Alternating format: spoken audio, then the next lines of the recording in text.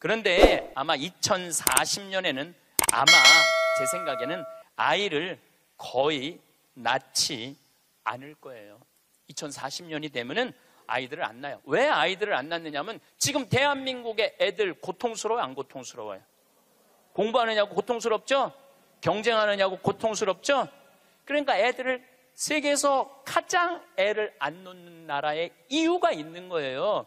애들이 고통스러우니까 너무너무 고통을 겪으니까 또 지금 애를 안 낳는 30대, 40대들은 자기네들이 그렇게 고생을 했으니까 내 자식이 이 세상에 태어나갖고 그 경쟁 속에 애를 키우고 싶지 않은 거예요. 그래서 애를 안 낳는 거예요. 2030년, 40년. 그러니까 지금 여러분들은 자식이라도 낳고 자식한테 투자라도 하지만은 2030년, 40년 되면 아예 자식을 안 낳을 거라는 얘기예요. 지금 대한민국은 저출산 때문에 이 민족이요, 애를 안 낳으면 민족이 사라지게 돼 있어요. 그러니까 이 대한민국의 존재 자체가 걸려 있는 거예요. 이게 정말 보통 심각한 문제가 아니에요. 그러니까 애를 많이 낳는 유일한 방법은 국가에서 대학까지 등록금을 대주는 거예요. 국가에서 대학까지. 아니 근데 이게 불가능한 얘기가 아니고 유럽은 대학까지 다 국가에서 등록금을 내줘요. 심지어는 박사학위까지 내주는 나라들도 있어요.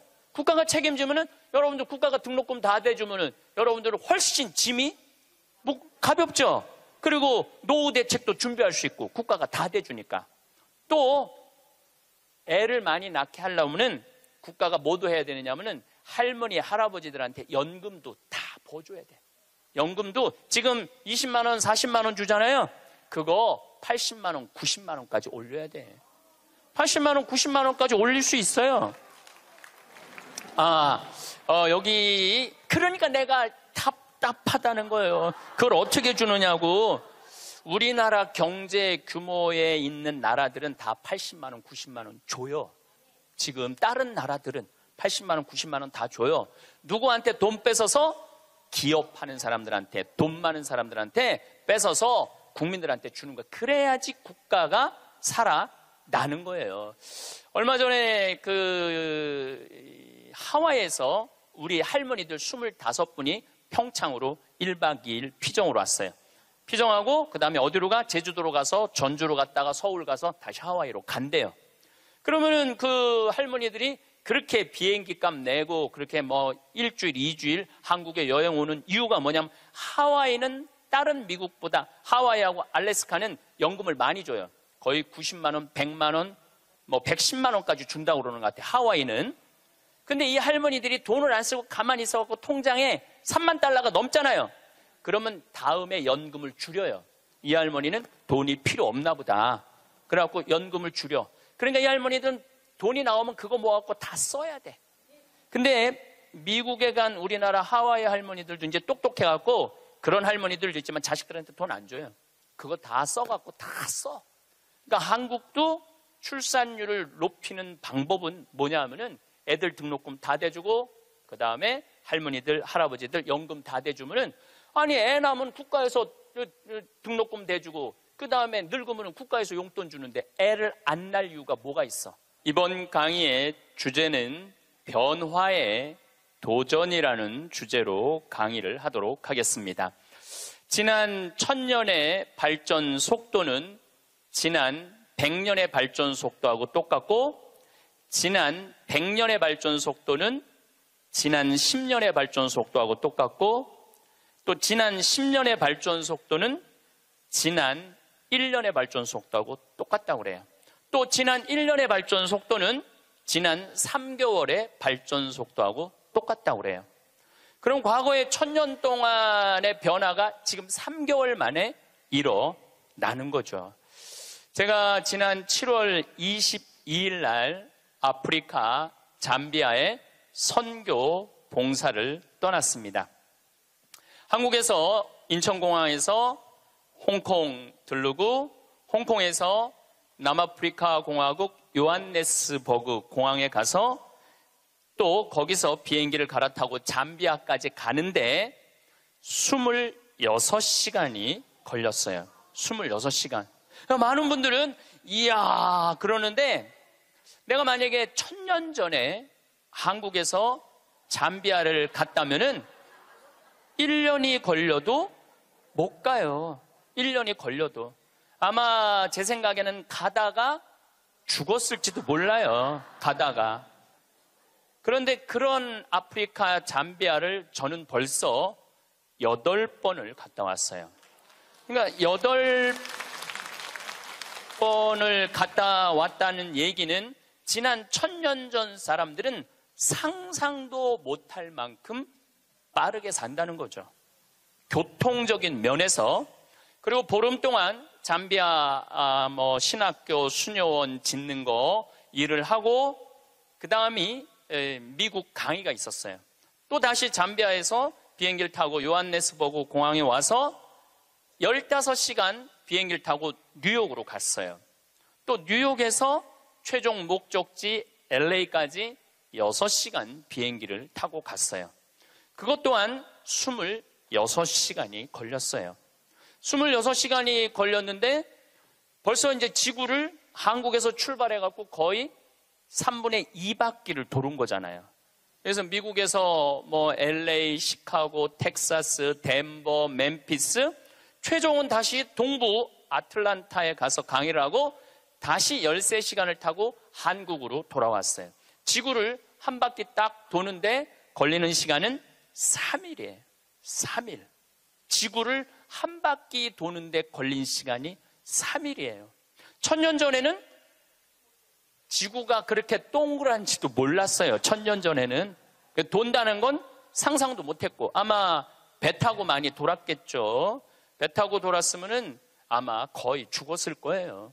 그런데 이렇게 제가 지구를 한 바퀴씩 매번 도는 게 벌써 한 5번 정도 이렇게 돌았어요. 그러니까 옛날 사람들에 비하면은 나는 엄청나게 빠른 속도로 살고 있는 거죠. 여러분들 서울에서부터 부산까지 KTX로 얼마가 걸려요? 2시간 반 걸려요. 앞으로 조금 무슨 기차가 나오면 30분 걸린대요. 30분. 부산에서부터 옛날에 한양까지 오는데 걸린 시간은 한 달이었다고 그래. 한 달. 야, 옛날에 한 달 걸리는 걸 2시간 반 만에 가는 거예요. 그런데 뭐가 그렇게 조급해갖고 1초도 못 기다리고 빵빵거리고 속력 내고 그런 거 보면은 현대인들이 엄청난 혜택을 누리고 있으면서도 많은 걸 뺏기는 것 같아요. 저는 요즘 운전을 할 때 거의 과속을 하지 않아요. 요즘은 내비게이션으로 여기 딱 찍으면은 평창에서부터 삼성산까지 2시간 반 정도 걸려요. 그러면 한 30분 전에 오면은 그냥 또 요즘 차가 좋아갖고 크루즈라는 걸 걸어놓으면 앞차고 간격을 자기가 알아서 껴드는 차들은 다 껴줘요. 추월하겠다는 차는 다 추월하고. 근데 예전에는 나도 급하게 다닐 때는 운전이 스트레스가 많았어요. 근데 껴줄 거 다 껴주고 양보할 거 다 양보하고 그냥 앞차 따라오니까 운전이 그렇게 편안하더라고요. 여러분들도 너무 급하게 살지 마세요. 급하게 안 살아도 옛날 사람들보다는 제가 보기엔 1000배 빨리 살고 있는 거예요. 급할 게 하나도 없더라고요. 근데 교통보다 더 무서운 변화가 있어요. 교통보다. 통신이에요. 통신. 1960년대는 여러분들 집에 무슨 전화기가 있었죠? 돌리는 다이얼 전화기가 있었죠? 네. 1970년대 후반, 80년대 막 초에 들어서서는 뭐가 있냐면 누르는 전화기가 나왔어요. 그리고 80년대 중반에는 집안에서 무선 전화기가 있었어요. 그러니까 이 거실에 이 돌리는 전화기 있을 때는 바람을 피고 싶어도 필 수가 없었어요. 거실에서 통화를 해야 되니까. 근데 이거는 뭐 화장실에 가서 들고 가서 해도 되고 그러니까 이 세상이 변하기 시작한 거죠. 1980년대 말은 드디어 우리가 알고 있는 휴대폰이 나왔어요. 휴대폰이. 이제 집 밖에서도 전화를 할 수 있는 세상이 된 거죠. 그리고 우리나라에서는 각각 나라마다 다르는데 2009년에 본격적으로 스마트폰이 나왔어요. 이 스마트폰 안에는 그래서 제가 오늘 특별히 휴대폰을 갖고 왔는데 이 안에는 모든 게 다 들어와 있어요. 이걸로 내 차 시동도 걸을 수 있고, 이걸로 텔레비도 볼 수 있고, 동영상도 볼 수 있고, 음악도 들을 수 있고, 인터넷도 할 수 있고, 유튜브도 볼 수 있고. 이게 못하는 게 없어요. 정말 못하는 게, 요 조그만 거 안에 못하는 게 없어요. 1960년대 컴퓨터가 처음 나왔을 때 컴퓨터 미사일 궤적 계산하느냐고 컴퓨터를 썼어요. 그 컴퓨터 크기는 30톤이었어요. 30톤. 그러니까 이 앞에 앉아 계신 여러분들 그런데 그거보다도 이게 성능이 더 좋아요. 훨씬 더 좋은 세상에 살고 있어요. 할머니들이 내가 지난주에도 명동에 모임이 있어서 갔었는데 이렇게 걷다 보면 할머니들이 날 만나면 너무너무 반가워해요. 아이고, 신부님 여기서 만나다니, 명동 길에서. 그럼 할머니 네 분이 이렇게 만나면은 사진 찍자고. 휴대폰이 있으니까 사진 찍자고. 근데 또 찍을 줄을 모르니까 그 중에 제일 젊어 보이는 할머니한테 네가 찍으라고. 네가 제일 젊으니까. 이건 젊을수록 유리하잖아요, 휴대폰은. 근데 이 할머니가 이런 말 합니다. 나도 잘 몰라. 그래도 네가 찍어, 신부님이랑. 이런 기회가 어딨어. 그래갖고 이제 할머니 세 분하고 나하고 이렇게 웃으면서 내가 이렇게 사진을 딱 찍으려고 웃으면은 할머니가 딱 사진을 찍으면서 하는 소리가 있어요. 신부님, 그런데 왜 내가 나와? 왜 내가 나와? 네가 나오는지 내가 나오는지도 몰라.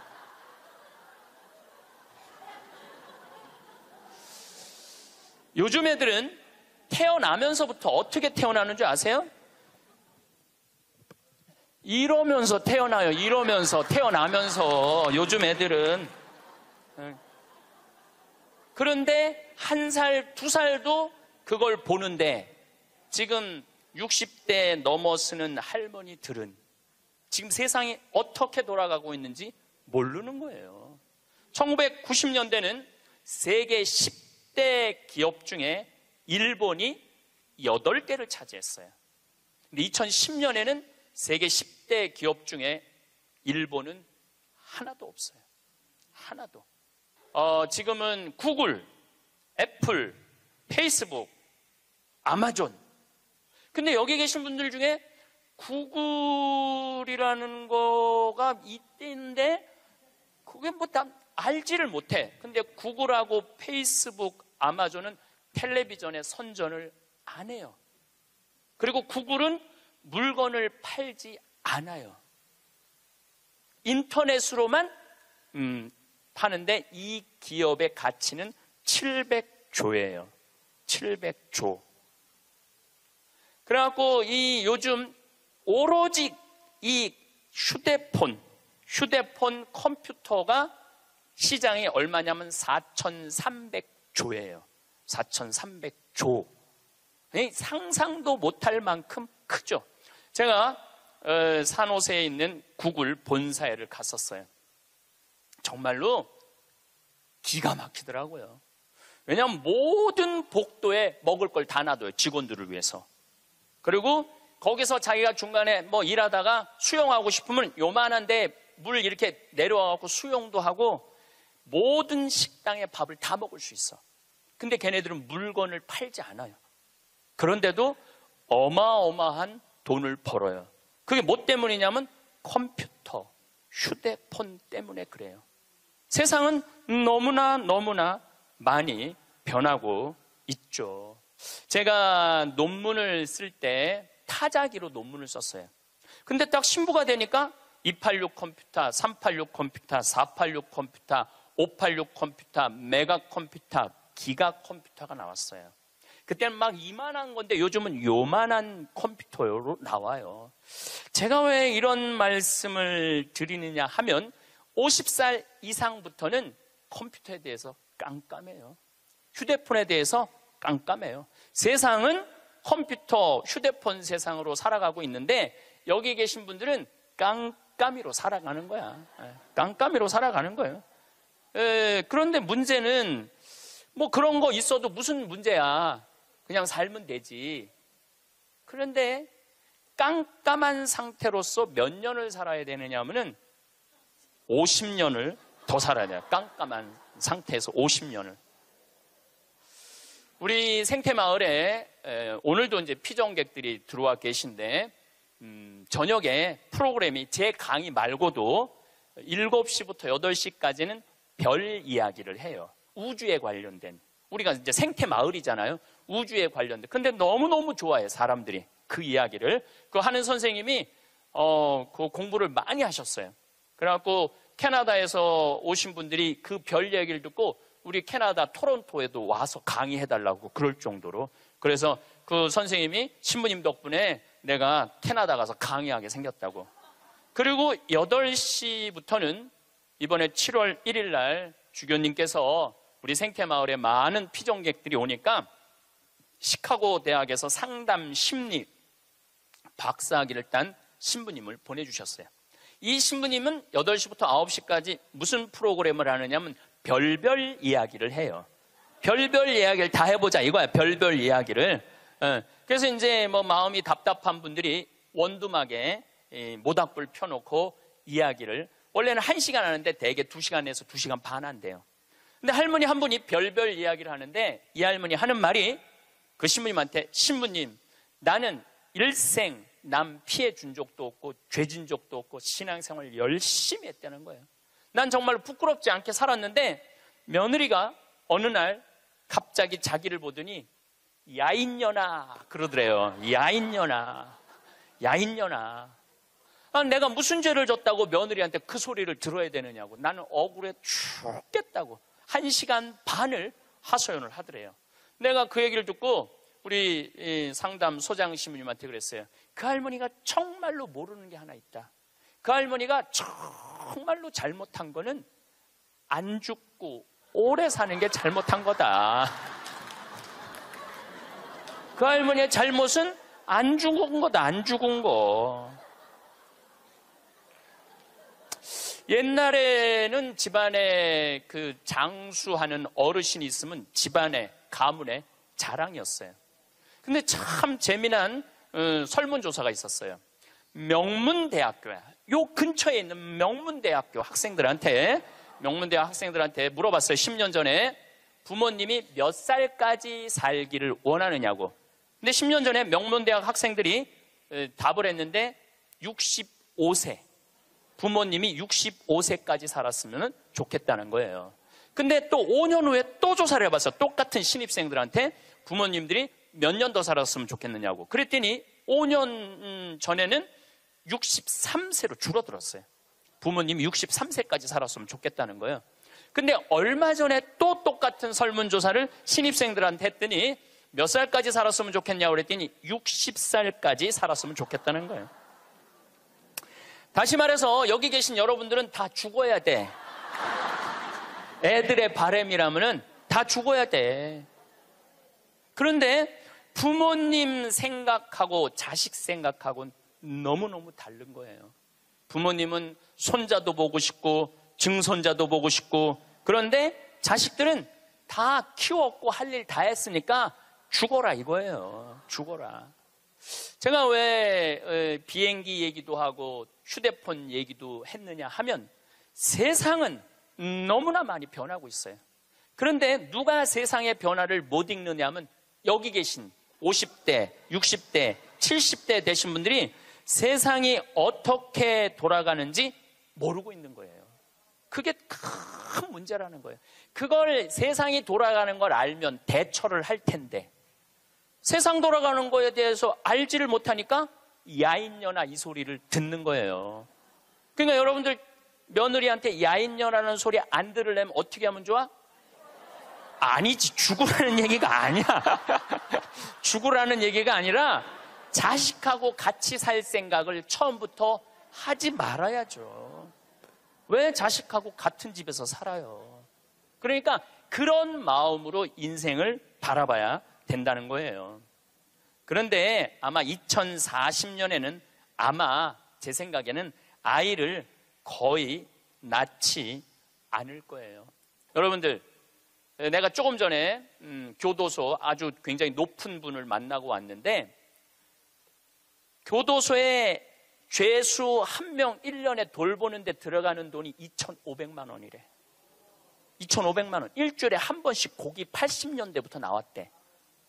그리고 요즘 보리가 비싸갖고 다 쌀밥 준대. 다 쌀밥 준대. 보리가 비싸갖고. 그러면은 2,500만 원을 들여갖고 그 사람들을 감옥에다가 집어 넣는 게 낫느냐? 그 사람들 한 달에 200만 원씩 줘가면서 이 세상에서 건강하게 사느냐? 그게 어디가 좋을 것 같아요? 뭐가 좋을 것 같아? 세상에 나와갖고 한 달에 200만 원씩 국가가 줘갖고 쓰는 게 나라 경제에도 도움이 되는 거예요. 우리가 이 자본주의 국가, 민주주의 국가에서 돈을 아낀다고 이게 국가가 돌아가는 게 아니에요. 옛날에 못 먹고 못 살 때는 아껴야지. 근데 지금 대한민국은 돈이 흘러 넘쳐요. 돈이 흘러 넘쳐요. 이거를 골고루 온 국민들한테 다 보내야 돼. 근데 첫 번째 보내는 건 교육비 전액 국가가 부담하는 거예요. 두 번째는 할머니, 할아버지들 국가가 책임지는 거예요. 그러면은 나라는 잘 돌아가게 있어요. 죄도 없어지고 범죄도 없어지고. 학교는 그럼 어떻게 해야 되느냐? 학교 가서는 공부 가르치면 안 돼요. 경쟁을 가르치면 안 되고 사랑하는 방법, 이웃을 배려하는 방법, 협동하는 방법, 재미있게 사는 방법, 노래하고 춤추고 놀이를 가르치면은 대한민국은 정말로 행복한 나라가 될 거예요. 근데 우리는 경쟁만 앞세우는 거예요. 1등만 앞세우는 거예요. 그래서 애들이 참 착하잖아요. 그리고 순한 애들한테 뭐라 그러냐면 너 그렇게 착해 빠져갖고 어떻게 이 세상을 살라고 그래. 너 독하게 마음 먹고 살아야 돼, 세상. 그러니까 계속 독해라고 그러니까 애들이 중학교, 고등학교만 되면 독해져 있어, 애들이. 독해져 있어요. 이게 지금 대한민국이 뭐가 잘못된 거죠. 이제 앞으로 20년, 30년 후에는 우리가 굳이 공장에 가서 일하지 않아도 돼요. 왜냐하면 누가 다 할 거냐면 로봇가 다 해요. 그러면은 앞으로 20년, 30년 후에 대한민국이 행복하려면 어떻게 해야 되냐면 국민들이 뭐에 정통해야 되냐면 인문학에 정통해야 돼. 인문학이라는 건 뭐냐면은 인간의 가치는 뭐고 어떻게 살아야 되고 어떻게 잘 죽어야 되고 그 높은 정신적인 수준이 있으면은 서로 나누고 사는데 별 문제가 없다는 거예요. 앞으로는 컴퓨터가 우리 반 이상은 해요. 우리 살아가는 거 반 이상은 컴퓨터가 해요. 지난번에 알파고하고 우리 이세돌하고 바둑둔 거 아시죠? 네. 4승 1패. 알파고가 4승 1패 했어요. 이세돌이 1승을 했어. 유일한 1승이에요. 커제는 세계 바둑 1위 커제는 3전 3패. 근데 놀라운 건 알파고가 뭐라고 그랬냐면 인공지능 컴퓨터 얘기하는 거예요. 뭐라고 그랬냐면 이제는 인간하고 더 이상 바둑은 두지 않는다. 수준이 떨어져 갖고 더 이상 바둑은 두지 않는다는 거예요. 인간하고. 왜냐하면 자기 학습을 하거든. 자기 학습. 여러분들 요즘 로보 어드바이저라고 있어요. 로보 어드바이저. 이게 뭐냐면은 주식 투자할 때 이 로보 어드바이저한테 내 거 좀 투자 좀 해달라고 그러면 얘가 투자하는 거야. 근데 이 로보 어드바이저가 투자를 하면은 평균 수익률이 3에서 5%래요. 거의 돈을 날리는 경우는 없대. 그러니까 사람이 분석하는 것보다 누가 분석하는 게 커? 로봇가 분석하는 게 큰 거예요. 그러니까 이 세상이 완전히 새로운 세상으로 넘어가는 거죠. 우리 주위에는 누구라는 인공지능 컴퓨터가 이제 들어왔어요. 우리 집에. 누구라는? 얘가 뭐를 하느냐면 영화도 보여주고 음악도 틀어주고 에어컨도 틀어주고 은행 업무도 봐줘요. 기가 막힌 거예요. 대화도 해주고 주인님 일어나시라고 그러고. 그러니까 이제는 앞으로는 제가 보기엔 2040년에 가면은 결혼도 하지 않을 거예요. 결혼도. 아이를 안 낳는 게 문제가 아니라 아예 결혼을 하지 않을 거예요.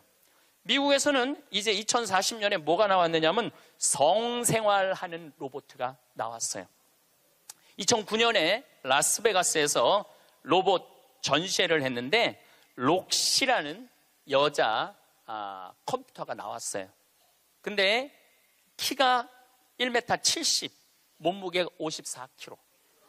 그리고 이 고무 합성 재질로 해갖고 만지면은 여자 피부 만지는 기분이 들어요. 근데 문제는 얘는 오르가즘도 느끼는 거예요. 그러니까 굳이 이제 결혼 안 해도 돼. 아니 왜 굳이 머리 복잡한 여자하고 살아? 아니 같이 잠자리도 해주는 로봇 록시가 나왔는데, 근데 이게 가격이 얼마냐면 1,000만 원이야. 1,000만 원.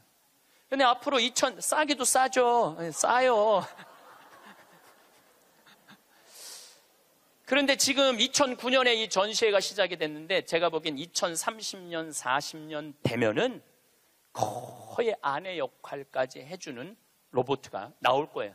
그리고 성격도 고를 수 있대. 까칠한 여자를 고르고 싶으면 까칠한 여자를 고르고, 부드러운 여자를 고르면 부드러운 여자를 고르고. 근데 일본에서 2015년에 무슨 로봇가 나왔느냐면 아즈마 히카리라는 로봇가 나왔어요.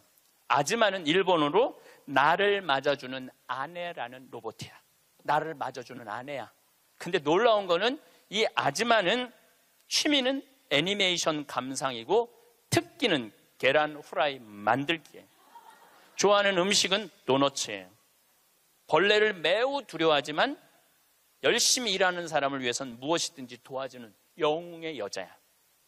이 여자는 아침에 여보 일어나요, 출근해야죠, 남편을 깨워요. 그리고 남편이 저녁에 나 몇 시에 퇴근할 거야. 그럼 날이 더우면 에어컨을 틀어놔요. 목욕물도 데워놔요. 이 로봇은 당연히 성생활도 같이 해주는 로봇이죠. 세상이요, 여러분들이 근데 문제는 이 꼴 저 꼴 안 보고 죽으면 되는데 그 모든 꼴을 다 봐야 돼. 근데 그게 어떤 건지도 모르고 우리는 살아가는 경우가 너무 많아요. 이 록시를 만든 개발자의 최종 목표는 섹스를 넘어서서 실질적인 동반자의 여자를 만드는 게 최종 목표예요. 그러니까 단순히 상담도 고민도 위로도 해주는 거죠. 2040년이 되면은 어떤 로봇가 나오느냐면은 벌써 이제 감정을 느끼기 시작한다고 그래요. 감정을 느끼는 로봇가 나온대요. 그럼 감정을 느끼면은 뭐 이것도 연구하고 저것도 세상 책도 읽어보고 모든 요즘 빅데이터라는 게 있어요. 모든 정보를 모으는 거야. 근데 모든 정보를 모아봤더니 하느님이 있는 것 같아. 로봇가 생각해 보기엔. 그래갖고 나도 좀 세례를 받아야 되겠다. 나도 좀 신앙생활을 해야 되겠다. 그래갖고 나한테 와갖고 신부님 저 세례 좀 주세요. 저 록시가 와갖고 신부님 저 세례 받고 싶어요. 세례 줘야 돼 말아야 돼? 안 돼요? 내가 너 세례 못 줘? 그러면은 얘가 이럴 거예요. 신부님 걱정하지 마세요. 우리가 세례 주는 로봇을 만들면 돼요. 세례 주는 로봇 만들면 돼요. 이게 굉장히 복잡한 이야기인데 이게 진화의 한 과정이에요. 우리가 무슨 네안데르탈인 무슨 호모사피엔스 크로마뇽인 이게 다 진화되면서 우리가 됐잖아요. 그럼 우리가 또 진화를 해갖고 그런 DNA 조작 인간, 이 DNA 조작 인간도 제가 언제 얘기를 했냐면 1997년부터 얘기했어요. 앞으로는 DNA 조작 인간이 나올 거라고. 3D 컴퓨터 얘기는 많이 들어봤죠? 네, 그 3D 컴퓨터가 자가용도 찍어내고 권총도 찍어내고 다 찍어내요. 근데 뭘 찍어냈느냐면 콩팥을 찍어냈어. 콩팥을 찍어내갖고 콩팥 상한 10대 소년한테 그 콩팥을 집어넣어줬어요. 완전히 바꿔준 거죠. 콩팥을 3D 컴퓨터로. 근데 걔는 지금 거의 20살이 됐는데 레슬링 선수가 돼 있어요. 그 옛날에 장기 바꾼다 막 그랬잖아요. 그게 이제 벌써 우리 앞에 와 있는 거죠. 제가 너무 앞서 나가는 것 같지만 지구를 3일 만에 한 바퀴 도는 세상에 우리가 살고 있어요. 지금은 4차 산업의 시대라고 그래요. 4차 산업의 시대. 1차 산업은 뭐냐면은 증기기관, 와트가 실린더 증기 막 막 보일러 막 끓여갖고 증기가 해갖고 실린더 피스톤 왔다 갔다 해갖고 증기기관. 그래서 증기기관 배, 증기기관 기차 뭐 이런 거 생긴 게 1차 산업이에요. 2차 산업은 에디슨이 전기를 발명했어요. 전기. 그래갖고 지금 이거 다 전기의 혜택 아니에요. 지금 우리가 전기 없으면은 한순간도 못 살 거예요. 여러분들 냉장고, 밥하는 거, 뭐 뭐든지 세탁기 다 뭘로 돌려? 전기로 돌려요. 그런데 1980년대부터 본격적으로 이제는 누구의 시대가 왔느냐면 컴퓨터 시대가 왔어요. 거기에 혁신적인 사람이 벌써 죽었지만 스티브 잡스라는 사람이에요. 이제는 컴퓨터가 이제 끝나갖고 인공지능이 와갖고 이제는 4차 산업의 시대로 접어들고 있어요. 4차 산업. 4차 산업의 시대는 우리 인간하고 DNA 조작 인간하고 그 다음에 인공지능 인간하고 공유하는 세상이 온다는 거예요. 공유하는 세상이. 완전히 새로운 세상이 펼쳐지죠. 그 며칠 전에 우리 동창 신부 25주년이라 미사 같이 봉헌을 했어요. 내가 너무너무 사랑하는 동창 신부라 분당에 가갖고. 근데 또 뭐 같은 신부님이 와갖고 얘기를 하는데 자기가 오스트리아 대사가 자기를 초청해갖고 오스트리아를 갔는데 아주 시골을 갔대요. 근데 할머니 6이서 커피를 이렇게 찻집에서 놓고 토론을 하는데 너무너무 진지하게 토론을 하더래. 근데 뭐 말을 못 알아들으니까 그 대사한테 물어봤대요. 저 지금 무슨 토론하는 거냐고. 할머니 한 분은 철학가의 얘기를 하고, 한 할머니는 음악에 대해서 얘기하고, 한 할머니는 미술에 대해서 얘기하고, 한 할머니는 지금 이 세상에 돌아가는 정치 얘기를 토론을 몇 시간씩 하고 앉아 있다는 거예요. 근데 그거는 저는 뭐 유럽을 다닐 때도 그렇고 미국을 다닐 때도 그렇게 할머니 할아버지들이 토론하는 모습을 많이 봐요. 또 자식 손자들한테도 그 깊은 얘기를 해줘요. 근데 대한민국의 할머니들을 이렇게 가만히 생각해 보면은 그렇게 토론을 할 수 있는 할머니들이 얼마나 있을까? 이거 물어보고 싶어요. 이제 그냥 밥 먹고 살고 밥 먹고 사는 세상은 지났어요. 이제 여러분들은 텔레비에서 말하는 인문학은 그 젊은 사람들 게 아니고 배운 사람들 게 아니야. 바로 여기 계신 여러분들 거예요. 그래서 인문학 강의. 근데 사실 여기 오신 분들은 아무 문제가 없어. 강의 들으러 여기 왔잖아요. 이 긴 시간. 뭔가 듣는 여러분들은 정신이 깨져. 정신이 깨요. 근데 듣지도 않고 변화에 대해서 들여다보지 않는 분들은 참 답답한 거예요.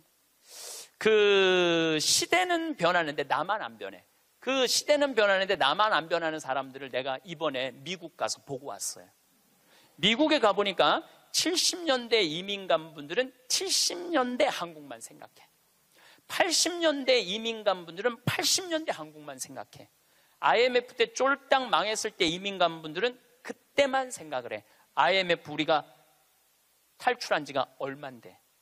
그러니까 70년대 이민 간 분들 얘기를 들어보면은 폰이 미국으로 수출했거든요. 그러면 미국의 길에 서 있는 건 다 폰이라는 거야. 그거 무슨 깡통 찌그러뜨려 갖고 폰이를 만들어 갖고 수출을 했다고 그래요. 그러니까 자기는 한국차 안 산다는 거예요. 근데 폰이 만든 지가 언젠데 아직 폰이 얘기를 해. 한국에 폰이도 없는데. 그리고 내가 우리나라 차들을 타보면은요, 벤츠, BMW 부럽지 않아요. 정말로 차 잘 만들어요. 그런데 70년대 생각만 하는 거예요. 들여다볼 기회가 없으니까. 한국에 30년 동안 안 와봤으니까. 안 와봤으니까 그때 얘기만 하는 거예요. 또 이번에 시카고 강의를 갔는데 시카고는 눈이 많이 온대요. 근데 이 시카고는 눈이 오면은 눈 떨어지기 전에 제설차가 기다리고 있다가 눈이 떨어지면 다 친대.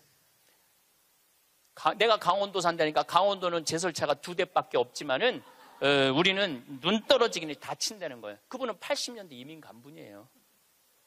제가 강원도 평창에서 살잖아요. 평창도 요즘 눈 떨어지기 전에 제설차 기다리고 있다가 떨어지기 전에 다 쳐요.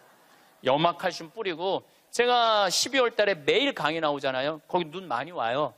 그러면은 새벽에 보면 다 눈 치는 소리가 들려요. 그러면은 운전하고 나오는 거예요. 그러니까 모르는 거지. 들여다보질 않았으니까. 그리고 자기가 옳다고 고집 주장을 피는 거죠. 근데 가만히 내가 미국에 이민 가신 분들을 보니까 이분들은 미국 책도 안 읽고 한국 책도 안 읽더라고. 근데 미국에 이민 간 분들이 대개 경력을 보면 서울대 졸업한 분들 많아요. 영어 할 줄 알아야지 가잖아요. 그런데도 변화에 적응하지 않으니까 못 견디더라고요. 사람은요, 끝도 없이 공부를 해야 돼요. 제가 미국에 가서 이 얘기를 꼭 해요. 우리나라는 버스를 타고 가다가 앞에 데모를 해. 그럼 버스에 뭐라고 떠요? 목적지까지 제 시간에 못 갈 것 같다. 여기 내려갖고 지하철 몇 호선 여기 있으니까 타고 가면은 될 것 같다.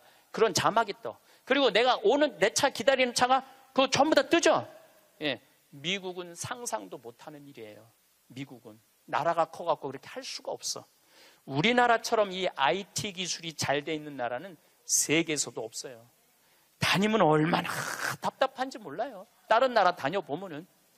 저는 지금 총 60개 나라를 다녔고 미국을 벌써 뭐 10번도 더 왔다 갔다 하고 전 세계를 돌아다녀 보잖아요. 전 세계를 돌아다녀 보면 한국처럼 시스템이 잘 돼 있는 데가 없어요. 한국처럼. 요즘 이제 동계올림픽 한다고 영동고속도로, 고속도로를 다시 깔았거든요. 제가 오늘도 이렇게 나오면서 이거는 고속도로가 아니야. 비단길이야. 얼마나 곱게 깔아놨는지 비단길이에요. 이런 도로를 가진 나라가 그렇게 많지 않아요. 미국도 도로 기가 막히게 잘 깔아요. 걔네들은 정말 상상도 못할 만큼 잘 깔아요. 미국 사람들. 그래도 이 영동고속도로만큼 비단길은 없더라고요. 우리나라가 돈도 많고 참 좋은 나라예요. 한 세대 만에 원조 받는 나라에서 원조 해주는 나라로 바뀌었어요. 이거는 전 세계에서 대한민국밖에 없어요. 지금 코트라 활동 대단해요. 또 제가 뭐 영남대학 무슨 많은 대학을 이렇게 다녀보면은 서울대학도 마찬가지고 무슨 각 대학마다 제3국에 있는 나라 학생들을 데려다가 공부를 시켜요. 그리고 석박사 과정. 그리고 공부만 시키는 게 아니야. 활동비, 생활비, 뭐 전세비 다 줘요. 그래갖고 여기서 공부하고 거기 가면은 집도 한 채 한대요. 그러니까 우리나라가 그렇게 지금 많이 도와주고 있는 나라예요. 원조 받는 나라에서 원조 해주는 나라로 바뀐 대단한 나라예요. 그리고 개발도상국 동남아시아 국가에서 가장 닮고 싶은 나라 1위는 어디냐면 대한민국이에요. 대한민국을 가장 닮고 싶어요. 그러니까 한국어를 그렇게 많이 배우는 거예요. 여기저기서 한국어를 많이 배우는 거예요. 아시아 국가 중에 민주주의도 1위예요. 미국이 민주주의 지수가 19위, 일본이 20위, 우리나라가 21위예요. 나는 내가 보기엔 미국보다 대한민국이 더 민주주의가 좋은 것 같아. 왜냐하면 경찰서에서 술 먹고 난동 부리고 의자 내던지는 나라는 대한민국밖에 없어요.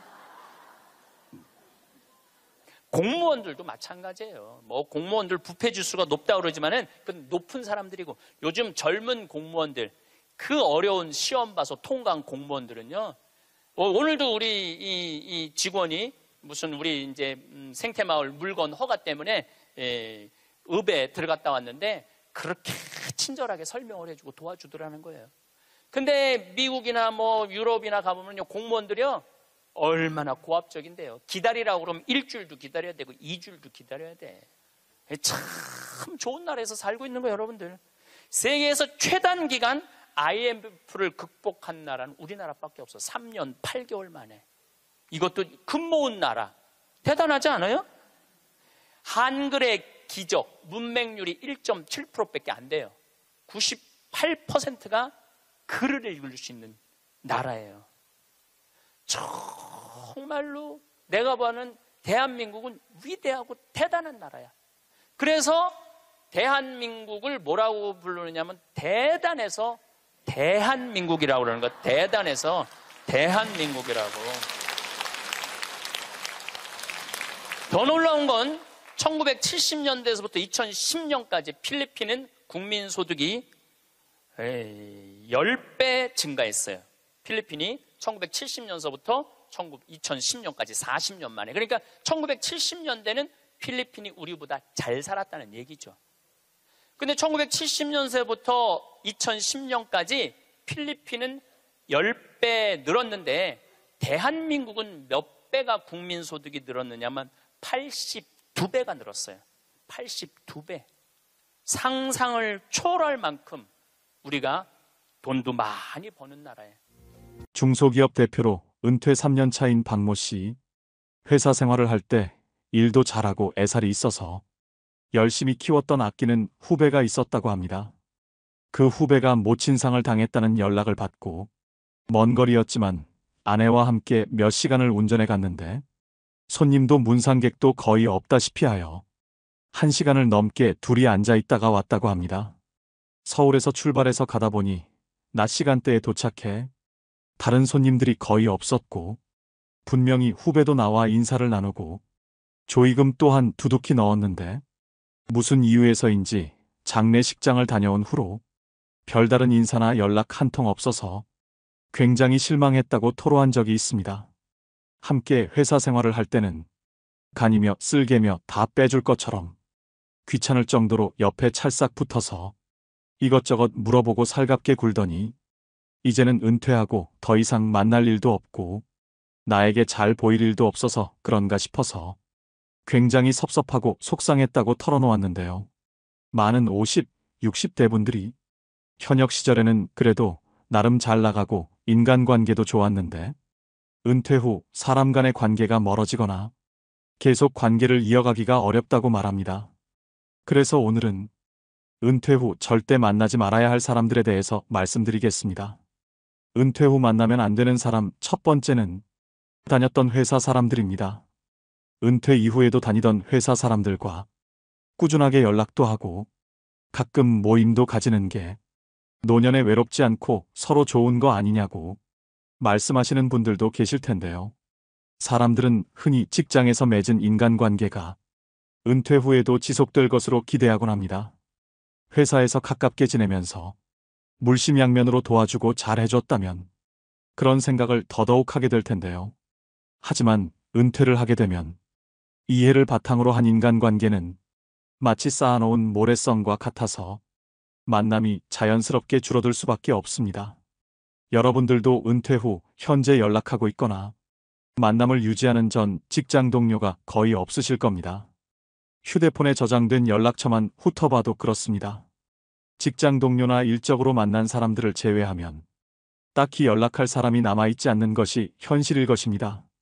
특히 우리나라의 경우 직장에서 보내는 시간이 하루 중 가장 많습니다. 이 말은 가족들보다 직장 동료들과 더 많은 시간을 보낸다는 의미인데요. 그렇다 보니 내가 퇴직을 했더라도 허전함과 외로움에 다녔던 회사 후배나 동기에게 자연스럽게 연락을 하게 됩니다. 요즘 회사는 잘 돌아가고 있나? 그 직원도 아직 회사에 있냐 등등. 이제는 나와 전혀 상관없는 이야기를 하게 되지요. 계속해서 이런 내용으로 전화를 하게 되면 받는 사람 입장에서도 부담스러워져서 어느 순간 전화 받는 것을 꺼리게 될 수도 있습니다. 또 은퇴 이후 여기저기서 오는 경조사 연락 또한 큰 부담으로 다가오는데요. 은퇴 이후 수입은 3분의 1로 줄지만 경조사를 일일이 챙기다 보면 빤한 수입으로 가랑이가 찢어집니다.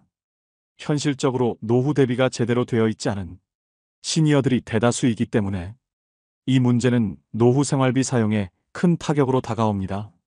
한 조사에 따르면 50대, 60대 은퇴자 31명 중 16명이 경조사비를 가장 부담스러운 지출로 꼽았습니다.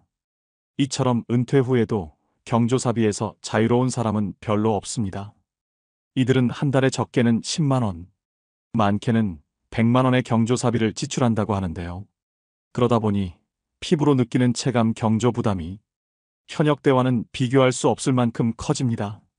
또 유독 정이 많은 우리나라 사람들은 정 때문에 또 미래에 대한 투자로 여기면서 어쩔 수 없이 경조사에 참석하고 지출을 단행하지만 사실 돌려받는 금액은 평생 내가 뿌려놓은 돈의 절반도 안 된다고 합니다. 꼭 경제적인 부분만 문제가 되는 것은 아닌데요. 나는 그래도 먼 곳까지 시간 쓰고 마음까지 써서 다녀왔는데 준 만큼 돌려받지 못한다면 배신감마저 들게 됩니다.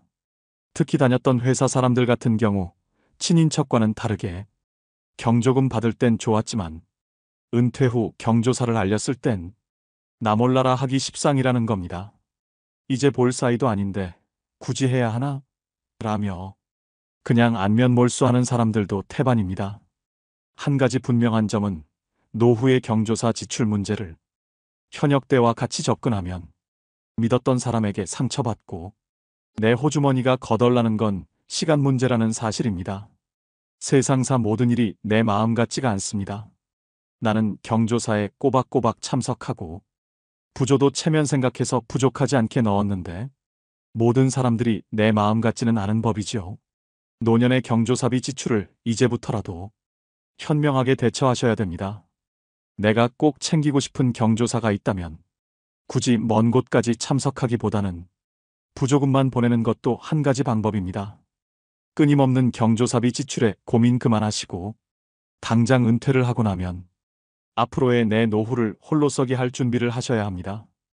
굳이 다녔던 회사 사람들과 만나서 나와는 상관없는 비생산적인 이야기만 오고 갈 것이며 내가 알지 못하는 회사 이야기라도 나오면 어느 순간 그 자리가 어렵고 부담스러워질 수 있습니다. 일본의 한 은퇴 전문가는 늦어도 60세 이후부터는 인간관계를 은퇴형으로 바꾸라고 조언합니다. 늦어도 50대, 60대부터는 새로운 인간관계를 만들기 시작해야 합니다.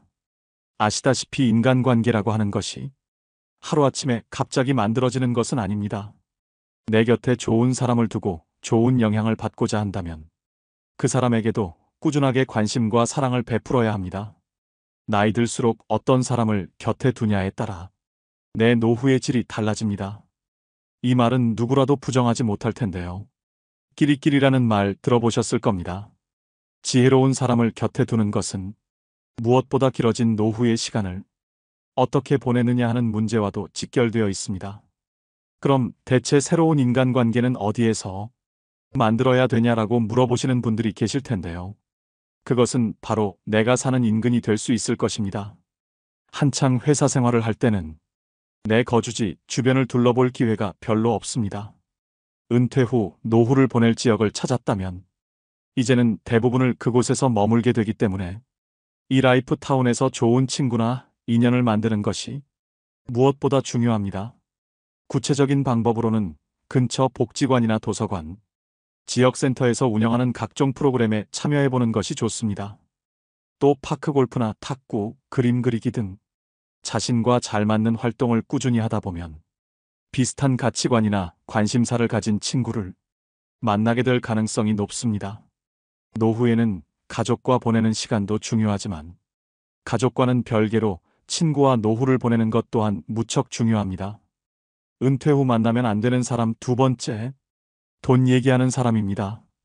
일반적으로 은퇴를 하고 나면 그동안 모아둔 노후 자금도 있을 것이고 퇴직금과 같은 목돈이 생길 수 있기 때문에 아무래도 이 시기가 어쩌면 살아가면서 수중에 돈이 제일 많은 순간이 될 수 있습니다. 이 퇴직금이란 목돈은 내가 퇴직하고 나서 새로운 인생을 이모작할 때까지 버티라고 주는 돈이라고 볼 수 있는데요.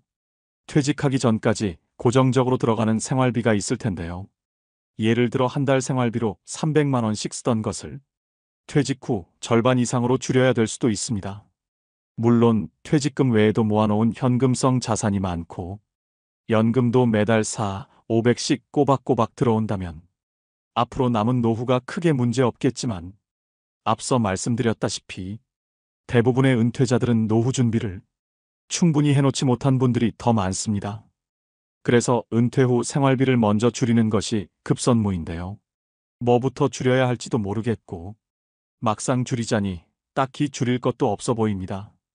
그래서 퇴직한 시점에 맞추어 계약직 일자리나 시급제 아르바이트라도 찾아서 노후 생활비를 최대한 충당해 두시고 아껴서 생활비로 사용하셔야 됩니다.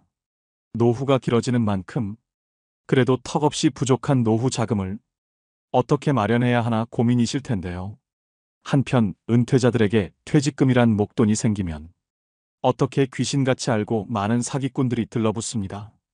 이때 가장 중요한 것은 인생은 한방이지 하며 사기 수법인 줄도 모르고 사기꾼들의 화려한 언변에 속아 넘어가 자신의 노후 자금을 몰빵해버리는 분들이 있습니다.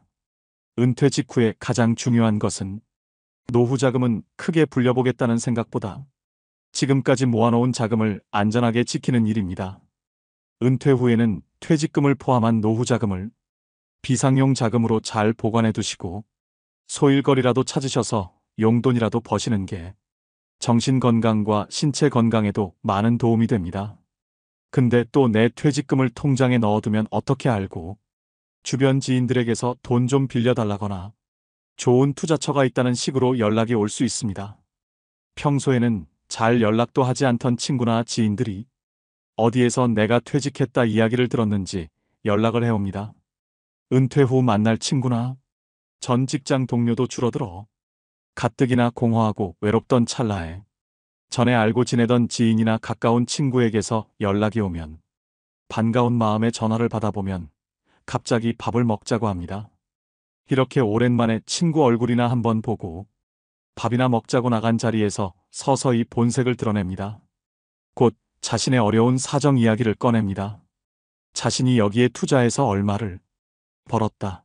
좋은 투자처가 있는데 노후 자금을 많이 불릴 수 있다거나 하는 식의 얘기를 늘어놓습니다. 이처럼 사기는 사람의 간절함이 불안함을 이용하는 심리전입니다. 내가 지금은 퇴직한 지 얼마 지나지 않아. 당장은 꽤 큰 돈의 목돈이 있지만 언제까지 이 돈으로 노후를 보낼 수도 없고 아껴가며 산다 해도 언제 바닥을 드러낼지 모르기 때문에 이 돈을 그냥 묵혀두기보다 빨리 좋은 투자로 성공해 노후 자금을 한 푼이라도 더 벌어야겠다는 조급한 심리를 이용하는 것이죠. 사기꾼들은 처음부터 계획적으로 접근하고 친절하게 대하면서 사람이 긴장을 풀게 만듭니다. 이렇게 작정하고 속이기 때문에 여기에 속지 않을 사람이 얼마나 될까요?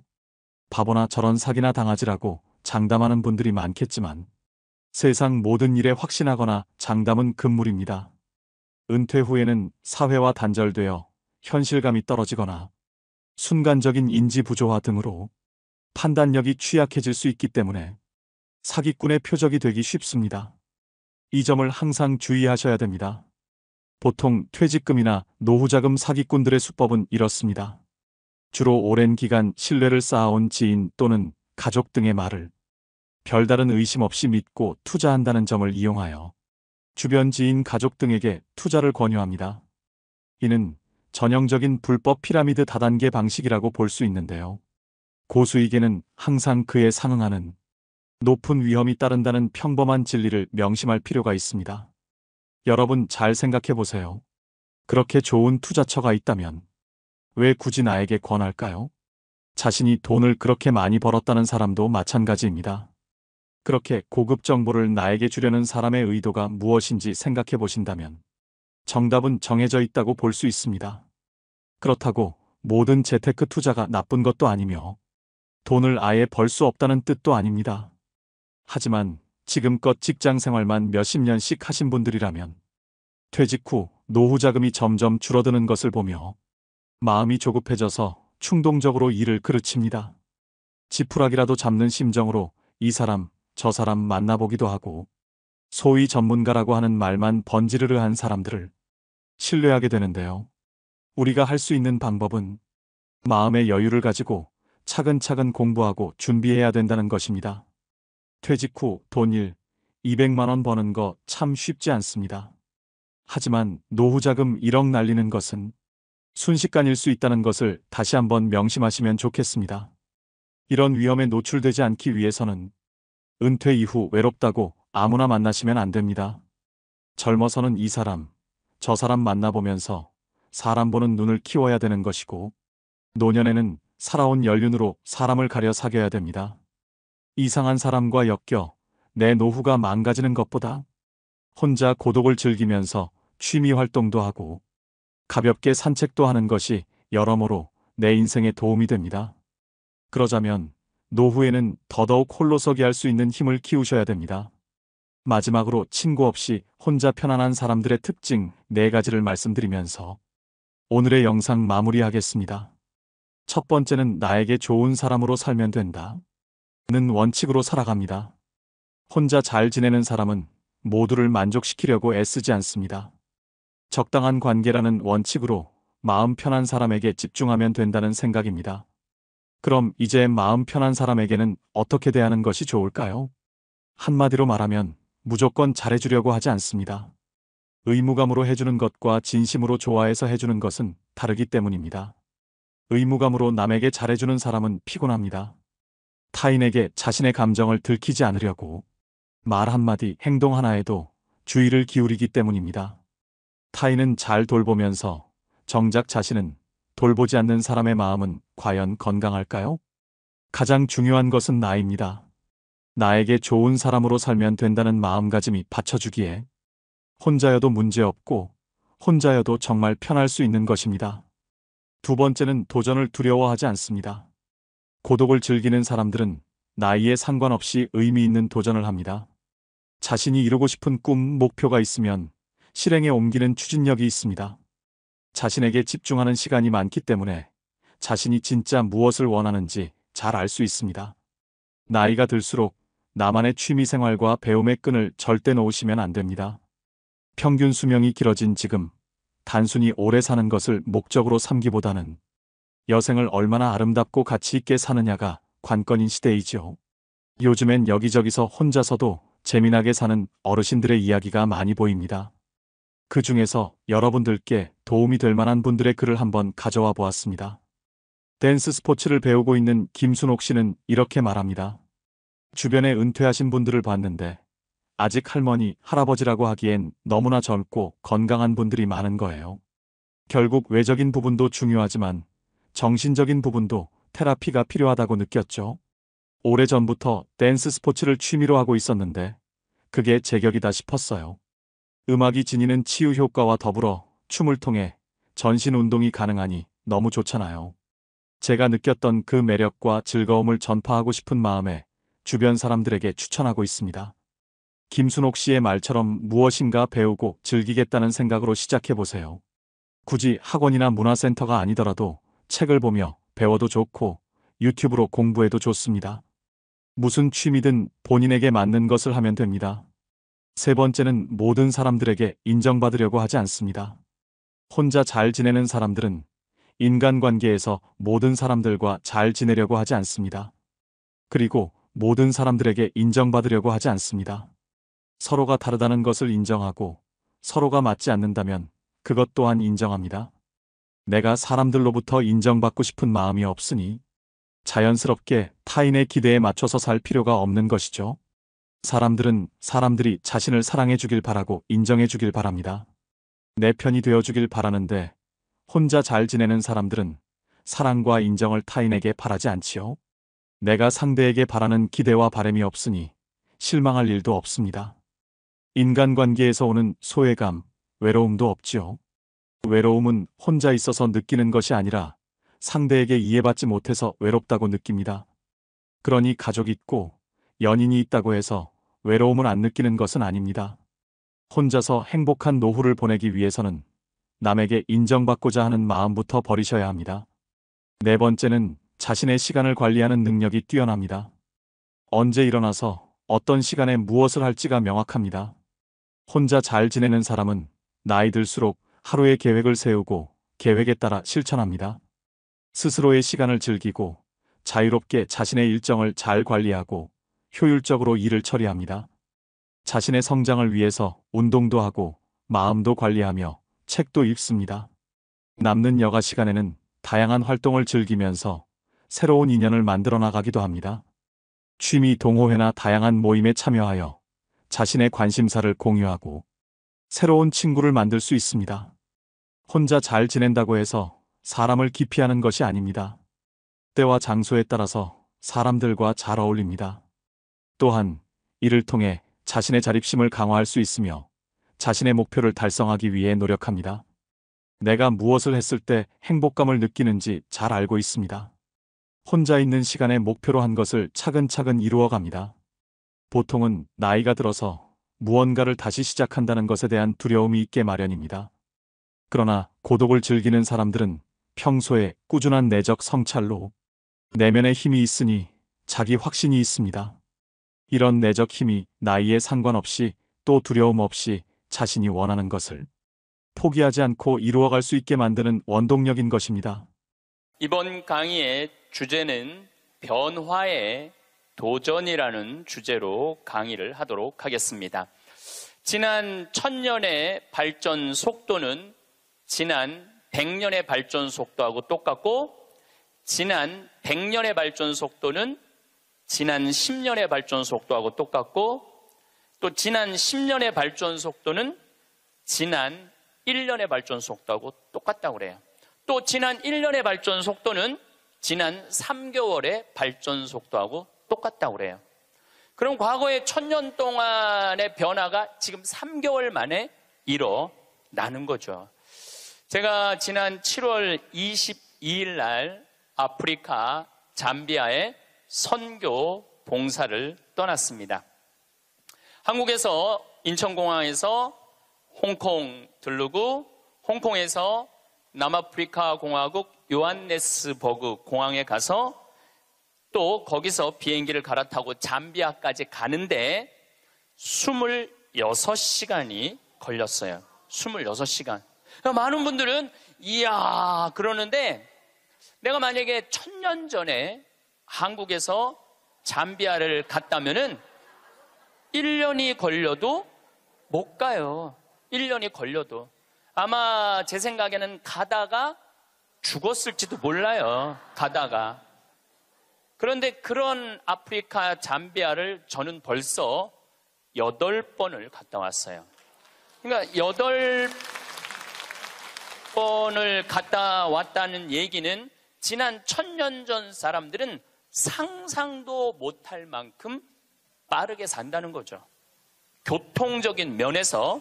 그리고 보름 동안 잠비아 신학교 수녀원 짓는 거 일을 하고, 그 다음이 미국 강의가 있었어요. 또 다시 잠비아에서 비행기를 타고 요한네스버그 공항에 와서 15시간 비행기를 타고 뉴욕으로 갔어요. 또 뉴욕에서 최종 목적지 LA까지 6시간 비행기를 타고 갔어요. 그것 또한 26시간이 걸렸어요. 26시간이 걸렸는데 벌써 이제 지구를 한국에서 출발해갖고 거의 3분의 2바퀴를 도는 거잖아요. 그래서 미국에서 LA, 시카고, 텍사스, 덴버, 멤피스, 최종은 다시 동부 아틀란타에 가서 강의를 하고 다시 13시간을 타고 한국으로 돌아왔어요. 지구를 한 바퀴 딱 도는데 걸리는 시간은 3일이에요. 3일. 지구를 한 바퀴 도는데 걸린 시간이 3일이에요. 1000년 전에는 지구가 그렇게 동그란지도 몰랐어요. 1000년 전에는. 돈다는 건 상상도 못했고, 아마 배 타고 많이 돌았겠죠. 배 타고 돌았으면은 아마 거의 죽었을 거예요. 그런데 이렇게 제가 지구를 한 바퀴씩 매번 도는 게 벌써 한 5번 정도 이렇게 돌았어요.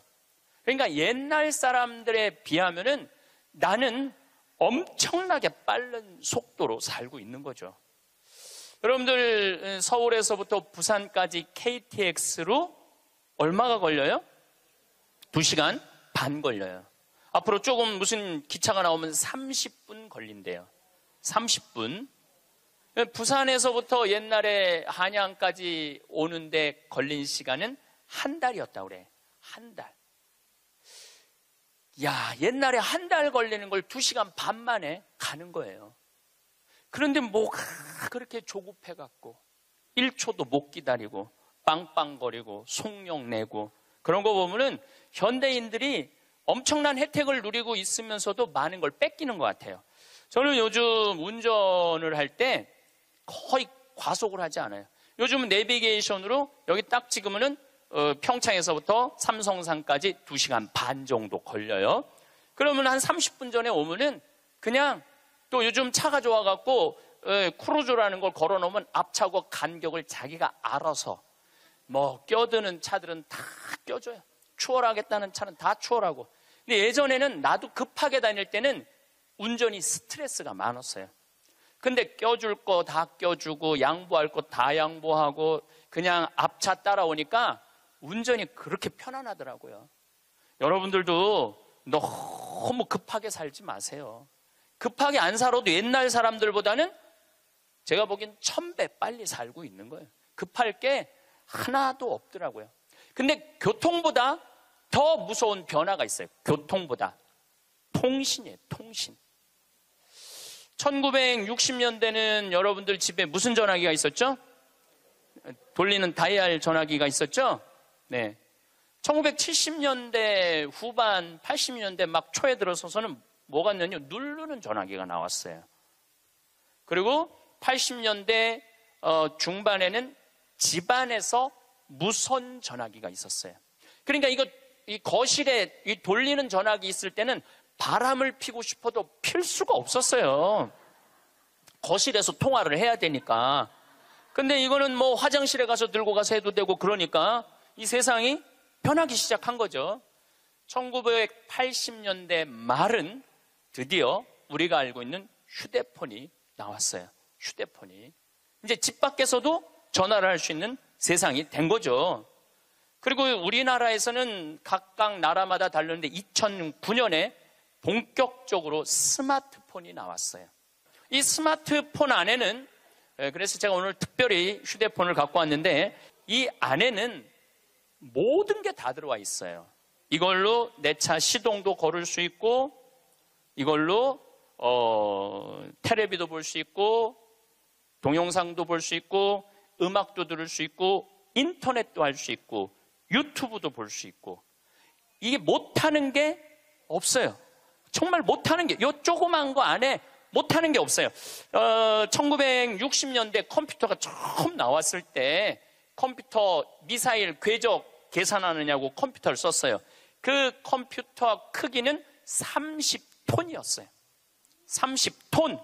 그러니까 이 앞에 앉아 계신 여러분들 꽉. 그런데 그거보다도 이게 성능이 더 좋아요. 훨씬 더 좋은 세상에 살고 있어요. 할머니들이 내가 지난주에도 명동에 모임이 있어서 갔었는데 이렇게 걷다 보면 할머니들이 날 만나면 너무너무 반가워해요. 아이고, 신부님 여기서 만나다니, 명동 길에서. 그럼 할머니 4분이 이렇게 만나면은 사진 찍자고. 휴대폰이 있으니까 사진 찍자고. 근데 또 찍을 줄을 모르니까 그 중에 제일 젊어 보이는 할머니한테 네가 찍으라고. 네가 제일 젊으니까. 이건 젊을수록 유리하잖아요, 휴대폰은. 근데 이 할머니가 이런 말 합니다. 나도 잘 몰라. 그래도 네가 찍어, 신부님이랑. 이런 기회가 어딨어. 그래갖고 이제 할머니 3분하고 나하고 이렇게 웃으면서 내가 이렇게 사진을 딱 찍으려고 웃으면은 할머니가 딱 사진을 찍으면서 하는 소리가 있어요. 신부님, 그런데 왜 내가 나와? 왜 내가 나와? 네가 나오는지 내가 나오는지도 몰라.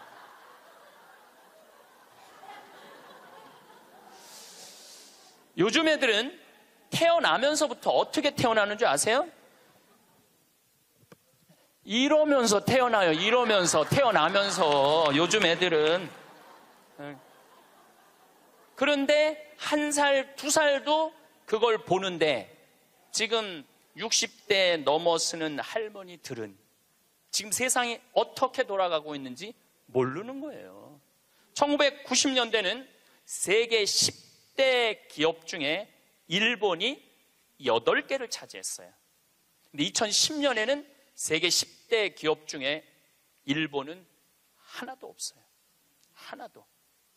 지금은 구글, 애플, 페이스북, 아마존.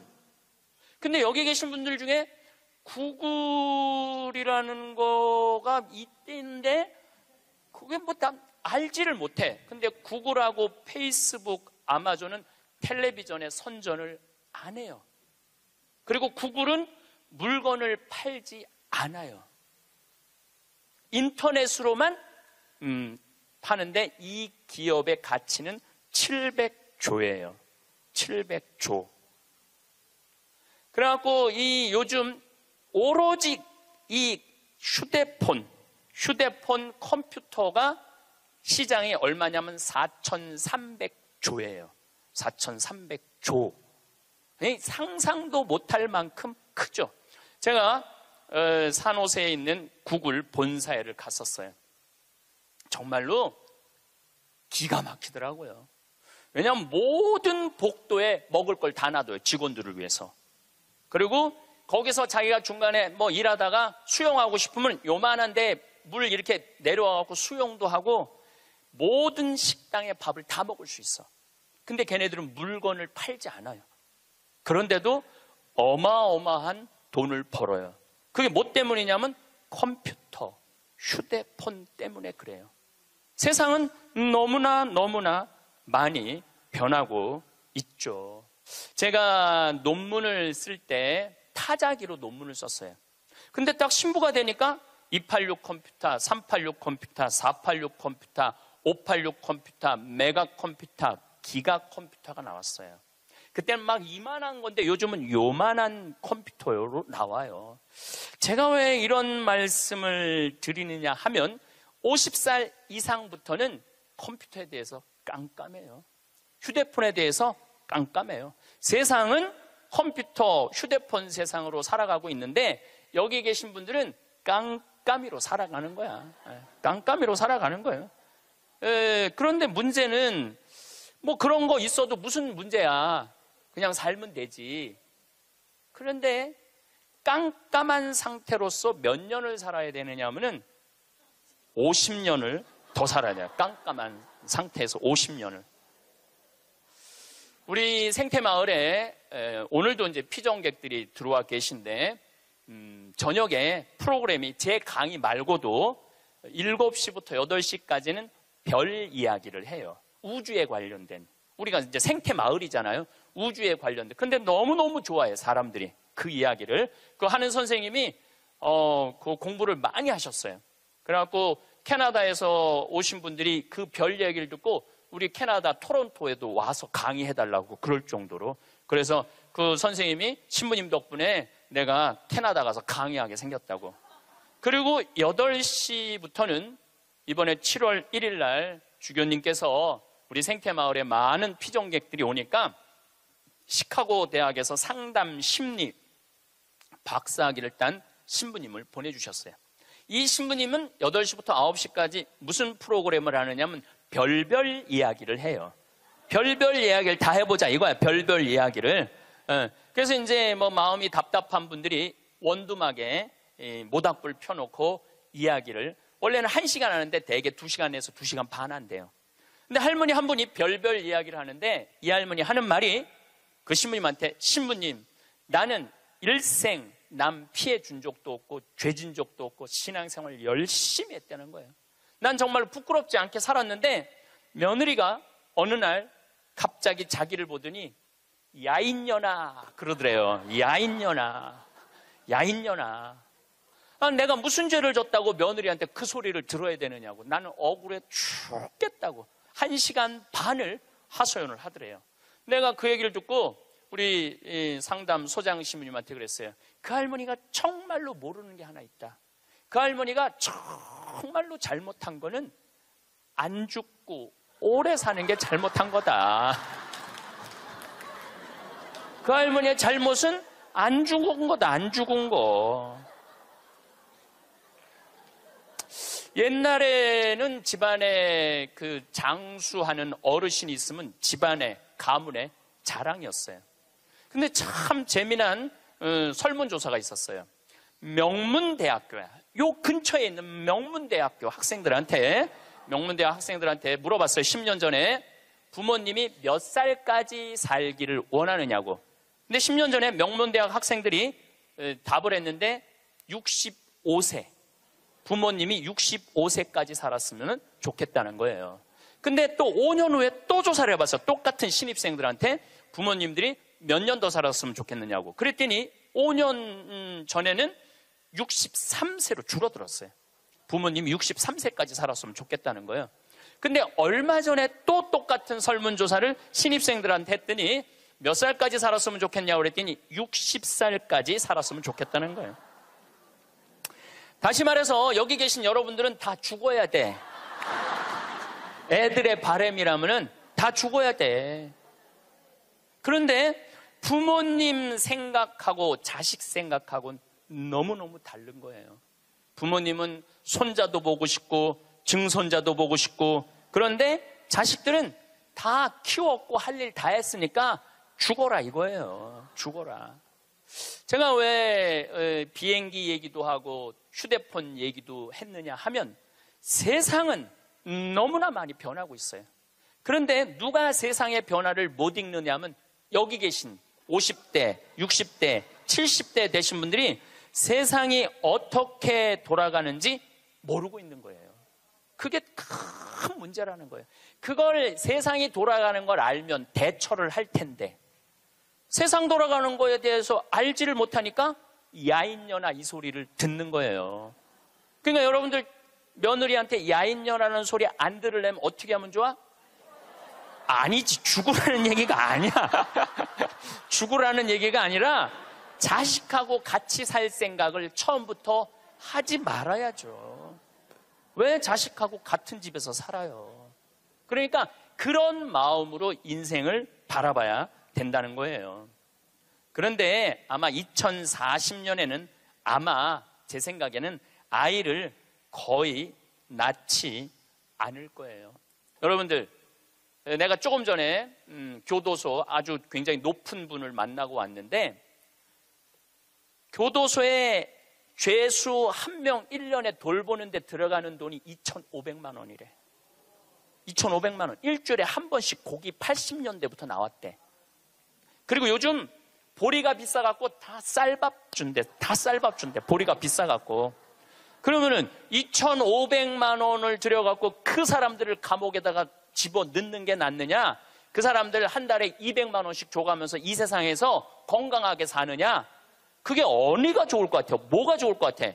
세상에 나와갖고 한 달에 200만 원씩 국가가 줘갖고 쓰는 게 나라 경제에도 도움이 되는 거예요. 우리가 이 자본주의 국가, 민주주의 국가에서 돈을 아낀다고 이게 국가가 돌아가는 게 아니에요. 옛날에 못 먹고 못 살 때는 아껴야지. 근데 지금 대한민국은 돈이 흘러 넘쳐요. 돈이 흘러 넘쳐요. 이거를 골고루 온 국민들한테 다 보내야 돼. 근데 첫 번째 보내는 건 교육비 전액 국가가 부담하는 거예요. 두 번째는 할머니, 할아버지들 국가가 책임지는 거예요. 그러면은 나라는 잘 돌아가게 있어요. 죄도 없어지고 범죄도 없어지고. 학교는 그럼 어떻게 해야 되느냐? 학교 가서는 공부 가르치면 안 돼요.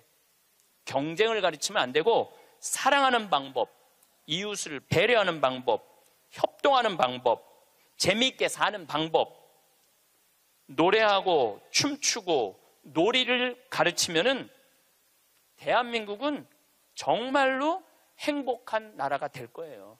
근데 우리는 경쟁만 앞세우는 거예요. 1등만 앞세우는 거예요. 그래서 애들이 참 착하잖아요. 그리고 순한 애들한테 뭐라고 그러냐면 너 그렇게 착해 빠져갖고 어떻게 이 세상을 살라고 그래. 너 독하게 마음 먹고 살아야 돼, 세상. 그러니까 계속 독해라고 그러니까 애들이 중학교, 고등학교만 되면 독해져 있어, 애들이. 독해져 있어요. 이게 지금 대한민국이 뭐가 잘못된 거죠. 이제 앞으로 20년, 30년 후에는 우리가 굳이 공장에 가서 일하지 않아도 돼요. 왜냐하면 누가 다 할 거냐면 로봇가 다 해요. 그러면은 앞으로 20년, 30년 후에 대한민국이 행복하려면 어떻게 해야 되냐면 국민들이 뭐에 정통해야 되냐면 인문학에 정통해야 돼. 인문학이라는 건 뭐냐면은 인간의 가치는 뭐고 어떻게 살아야 되고 어떻게 잘 죽어야 되고 그 높은 정신적인 수준이 있으면은 서로 나누고 사는데 별 문제가 없다는 거예요. 앞으로는 컴퓨터가 우리 반 이상은 해요. 우리 살아가는 거 반 이상은 컴퓨터가 해요. 지난번에 알파고하고 우리 이세돌하고 바둑둔 거 아시죠? 네. 4승 1패. 알파고가 4승 1패 했어요. 이세돌이 1승을 했어. 유일한 1승이에요. 커제는 세계 바둑 1위 커제는 3전 3패. 근데 놀라운 건 알파고가 뭐라고 그랬냐면 인공지능 컴퓨터 얘기하는 거예요. 뭐라고 그랬냐면 이제는 인간하고 더 이상 바둑은 두지 않는다. 수준이 떨어져 갖고 더 이상 바둑은 두지 않는다는 거예요. 인간하고. 왜냐하면 자기 학습을 하거든. 자기 학습.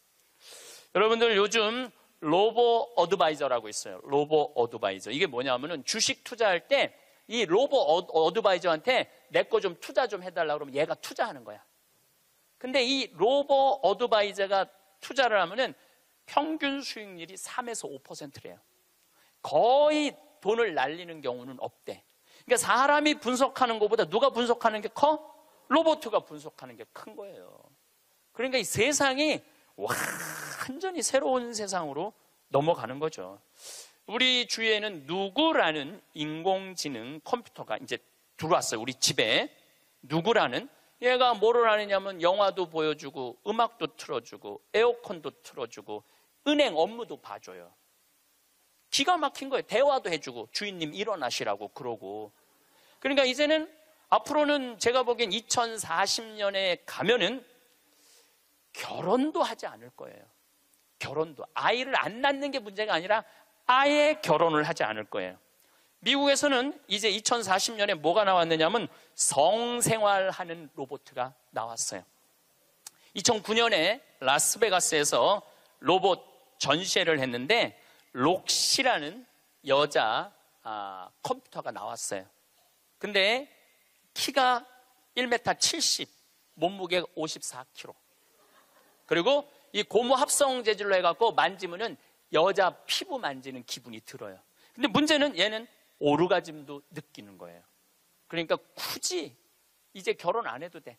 아니 왜 굳이 머리 복잡한 여자하고 살아? 아니 같이 잠자리도 해주는 로봇 록시가 나왔는데 근데 이게 가격이 얼마냐면 1,000만 원이야. 1,000만 원. 근데 앞으로 싸기도 싸죠. 싸요. 그런데 지금 2009년에 이 전시회가 시작이 됐는데 제가 보기엔 2030년, 40년 되면은 거의 아내 역할까지 해주는 로봇가 나올 거예요. 그리고 성격도 고를 수 있대. 까칠한 여자를 고르고 싶으면 까칠한 여자를 고르고 부드러운 여자를 고르면 부드러운 여자를 고르고. 근데 일본에서 2015년에 무슨 로봇가 나왔느냐면 아즈마 히카리라는 로봇가 나왔어요. 아즈마는 일본어로 나를 맞아주는 아내라는 로봇이야. 나를 맞아주는 아내야. 근데 놀라운 거는 이 아즈마는 취미는 애니메이션 감상이고 특기는 계란 후라이 만들기예요.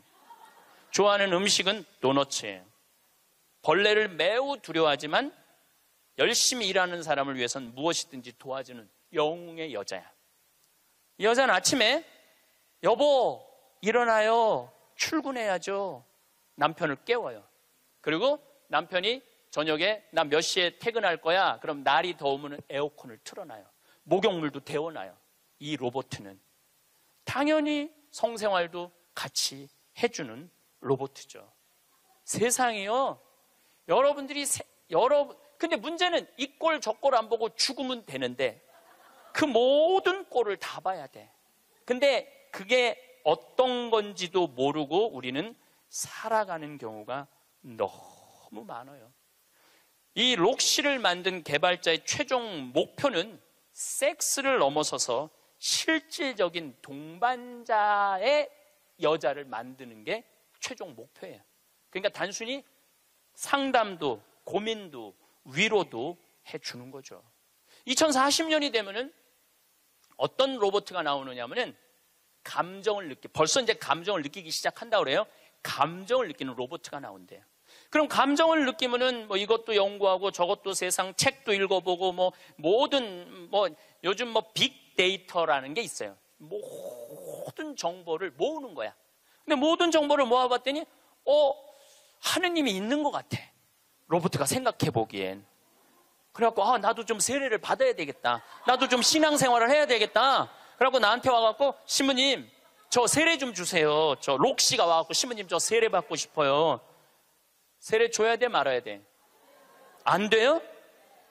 내가 너 세례 못 줘. 그러면은 얘가 이럴 거예요. 신부님 걱정하지 마세요. 우리가 세례 주는 로봇을 만들면 돼요. 세례 주는 로봇 만들면 돼요. 이게 굉장히 복잡한 이야기인데 이게 진화의 한 과정이에요. 우리가 무슨 뭐 네안데르탈인, 무슨 뭐 호모사피엔스, 크로마뇽인, 이게 다 진화되면서 우리가 됐잖아요. 그럼 우리가 또 진화를 해갖고 그런 DNA 조작 인간, 이 DNA 조작 인간도 제가 언제 얘기를 했냐면 1997년부터 얘기했어요. 앞으로는 DNA 조작 인간이 나올 거라고. 3D 컴퓨터 얘기는 많이 들어봤죠? 네, 그게 그 3D 컴퓨터가 자가용도 찍어내고 권총도 찍어내고 다 찍어내요.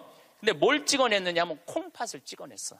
콩팥을 찍어내갖고 콩팥 상한 10대 소년한테 그 콩팥을 집어넣어줬어요. 완전히 바꿔준 거죠. 콩팥을 3D 컴퓨터로. 근데 걔는 지금 거의 20살이 됐는데 레슬링 선수가 돼 있어요. 그 옛날에 뭐 장기 바꾼다 막 그랬잖아요. 그게 이제 벌써 우리 앞에 와 있는 거죠. 제가 너무 앞서 나가는 것 같지만 지구를 3일 만에 한 바퀴 도는 세상에 우리가 살고 있어요. 지금은 4차 산업의 시대라고 그래요. 4차 산업의 시대. 1차 산업은 뭐냐면은 증기기관, 와트가 실린더 증기 막 보일러 막 끓여갖고 증기가 해갖고 실린더 피스톤 왔다 갔다 해갖고 증기기관. 그래서 증기기관 배, 증기기관 기차 뭐 이런 거 생긴 게 1차 산업이에요. 2차 산업은 에디슨이 전기를 발명했어요. 전기. 그래갖고 지금 이거 다 전기의 혜택 아니에요. 지금 우리가 전기 없으면은 한순간도 못 살 거예요. 여러분들 냉장고, 밥하는 거, 뭐 뭐든지 세탁기 다 뭘로 돌려? 전기로 돌려요. 그런데 1980년대부터 본격적으로 이제는 누구의 시대가 왔느냐면 컴퓨터 시대가 왔어요. 거기에 혁신적인 사람이 벌써 죽었지만 스티브 잡스라는 사람이에요. 이제는 컴퓨터가 이제 끝나갖고 인공지능이 와갖고 이제는 4차 산업의 시대로 접어들고 있어요. 4차 산업. 4차 산업의 시대는 우리 인간하고 DNA 조작 인간하고 그 다음에 인공지능 인간하고 공유하는 세상이 온다는 거예요.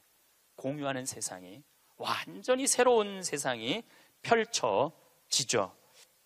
그 며칠 전에 우리 동창 신부 25주년이라 미사 같이 봉헌을 했어요. 내가 너무너무 사랑하는 동창 신부라 분당에 가갖고 근데 또 뭐 같은 신부님이 와갖고 얘기를 하는데 자기가 오스트리아 대사가 자기를 초청해갖고 오스트리아를 갔는데 아주 시골을 갔대요.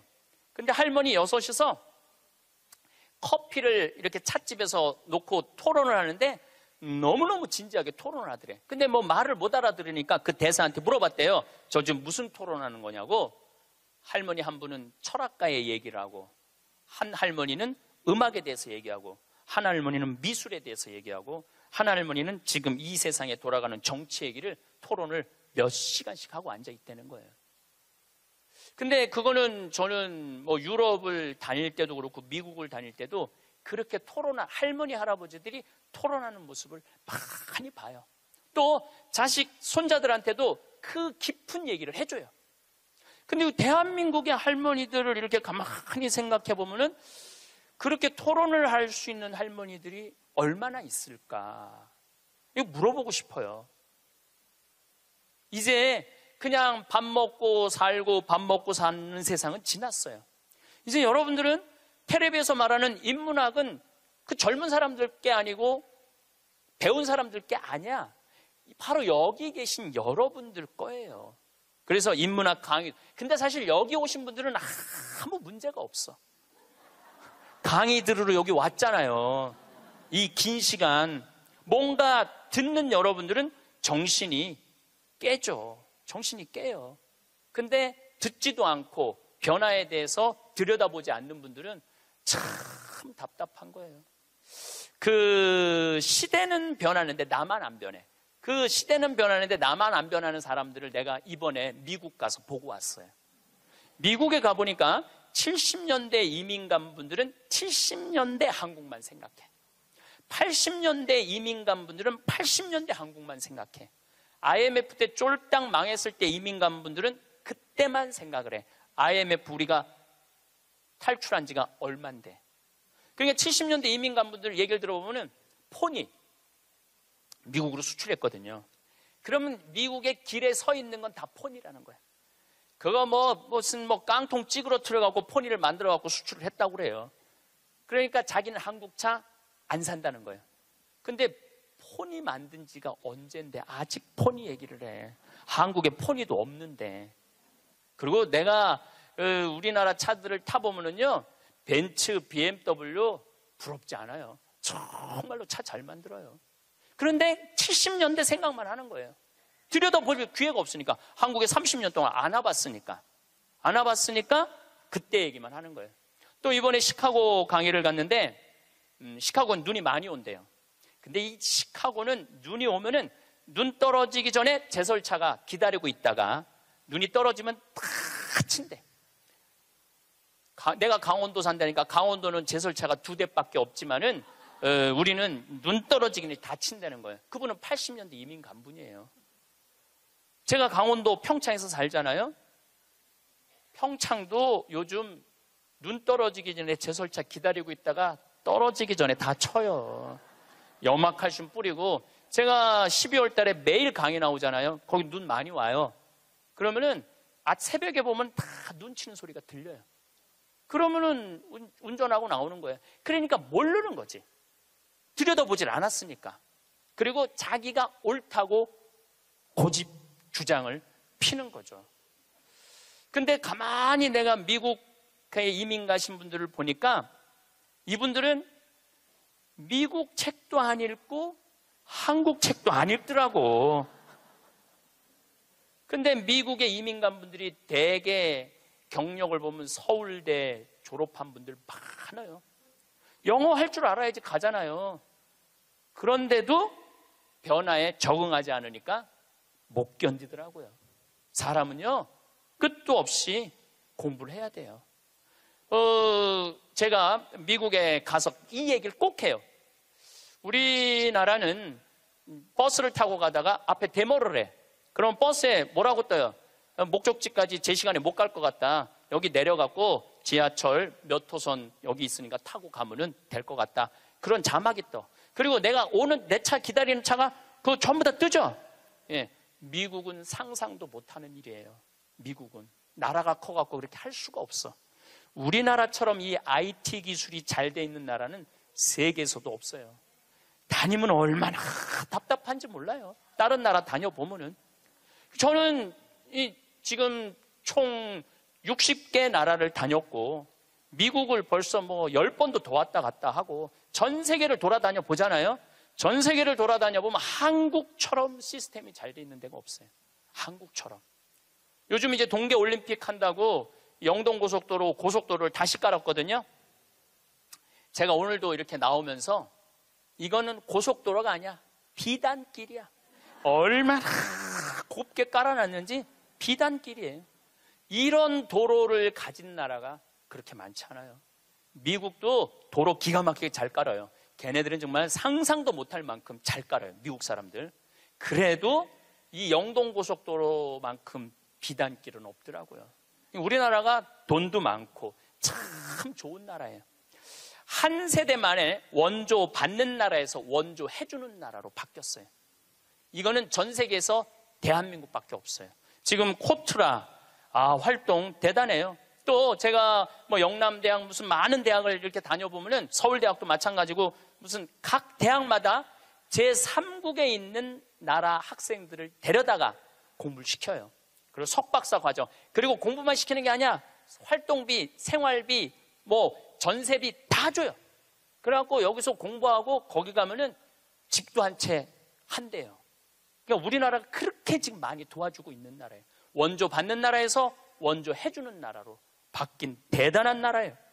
그리고 개발도상국 동남아시아 국가에서 가장 닮고 싶은 나라 1위는 어디냐면 대한민국이에요. 대한민국을 가장 닮고 싶어요. 그러니까 한국어를 그렇게 많이 배우는 거예요. 여기저기서 한국어를 많이 배우는 거예요. 아시아 국가 중에 민주주의도 1위예요. 미국이 민주주의 지수가 19위, 일본이 20위, 우리나라가 21위예요. 나는 내가 보기엔 미국보다 대한민국이 더 민주주의가 좋은 것 같아.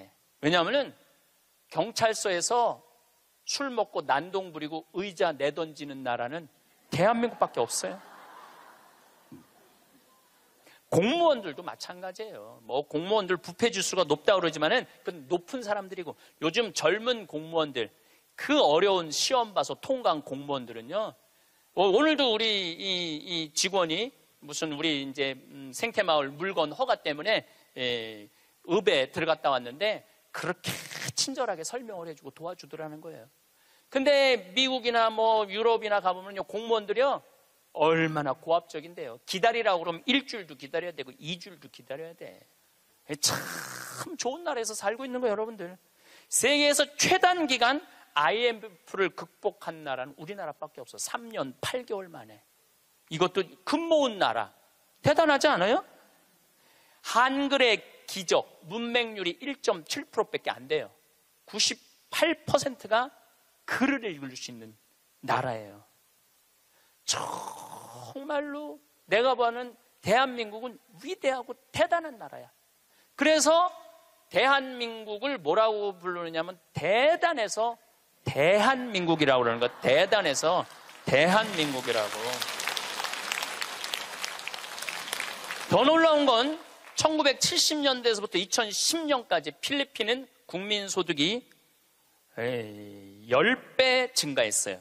필리핀이 1970년서부터 2010년까지 40년 만에. 그러니까 1970년대는 필리핀이 우리보다 잘 살았다는 얘기죠. 근데 1970년세부터 2010년까지 필리핀은 10배 늘었는데 대한민국은 몇 배가 국민소득이 늘었느냐면 82배가 늘었어요. 82배. 상상을 초월할 만큼 우리가 돈도 많이 버는 나라예요. 중소기업 대표로 은퇴 3년 차인 박모 씨. 회사 생활을 할 때 일도 잘하고 애살이 있어서 열심히 키웠던 아끼는 후배가 있었다고 합니다. 그 후배가 모친상을 당했다는 연락을 받고 먼 거리였지만 아내와 함께 몇 시간을 운전해 갔는데 손님도 문상객도 거의 없다시피 하여 1시간을 넘게 둘이 앉아 있다가 왔다고 합니다. 서울에서 출발해서 가다 보니 낮 시간대에 도착해 다른 손님들이 거의 없었고 분명히 후배도 나와 인사를 나누고 조의금 또한 두둑히 넣었는데 무슨 이유에서인지 장례식장을 다녀온 후로 별다른 인사나 연락 한 통 없어서 굉장히 실망했다고 토로한 적이 있습니다. 함께 회사 생활을 할 때는 간이며 쓸개며 다 빼줄 것처럼 귀찮을 정도로 옆에 찰싹 붙어서 이것저것 물어보고 살갑게 굴더니 이제는 은퇴하고 더 이상 만날 일도 없고 나에게 잘 보일 일도 없어서 그런가 싶어서 굉장히 섭섭하고 속상했다고 털어놓았는데요. 많은 50, 60대 분들이 현역 시절에는 그래도 나름 잘 나가고 인간관계도 좋았는데 은퇴 후 사람 간의 관계가 멀어지거나 계속 관계를 이어가기가 어렵다고 말합니다. 그래서 오늘은 은퇴 후 절대 만나지 말아야 할 사람들에 대해서 말씀드리겠습니다. 은퇴 후 만나면 안 되는 사람 첫 번째는 다녔던 회사 사람들입니다.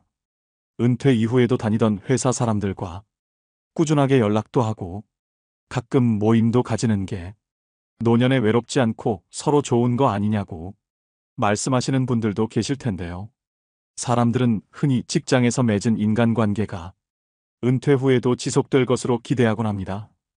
회사에서 가깝게 지내면서 물심양면으로 도와주고 잘해줬다면 그런 생각을 더더욱 하게 될 텐데요. 하지만 은퇴를 하게 되면 이해를 바탕으로 한 인간관계는 마치 쌓아놓은 모래성과 같아서 만남이 자연스럽게 줄어들 수밖에 없습니다. 여러분들도 은퇴 후 현재 연락하고 있거나 만남을 유지하는 전 직장 동료가 거의 없으실 겁니다. 휴대폰에 저장된 연락처만 훑어봐도 그렇습니다.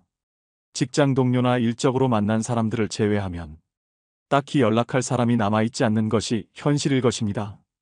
특히 우리나라의 경우 직장에서 보내는 시간이 하루 중 가장 많습니다. 이 말은 가족들보다 직장 동료들과 더 많은 시간을 보낸다는 의미인데요.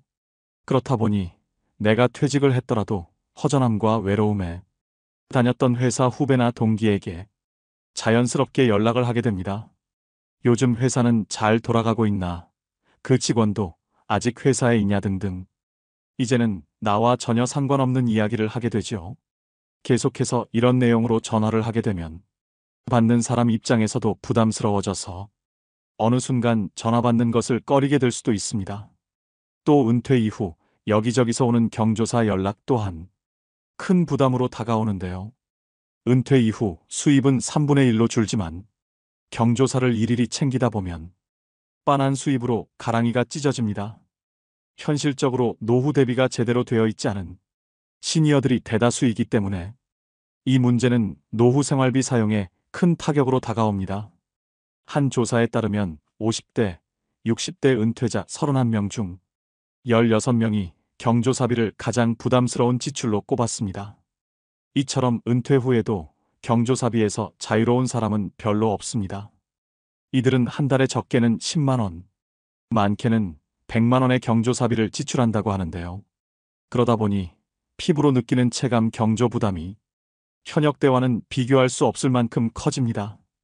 또 유독 정이 많은 우리나라 사람들은 정 때문에 또 미래에 대한 투자로 여기면서 어쩔 수 없이 경조사에 참석하고 지출을 단행하지만 사실 돌려받는 금액은 평생 내가 뿌려놓은 돈의 절반도 안 된다고 합니다.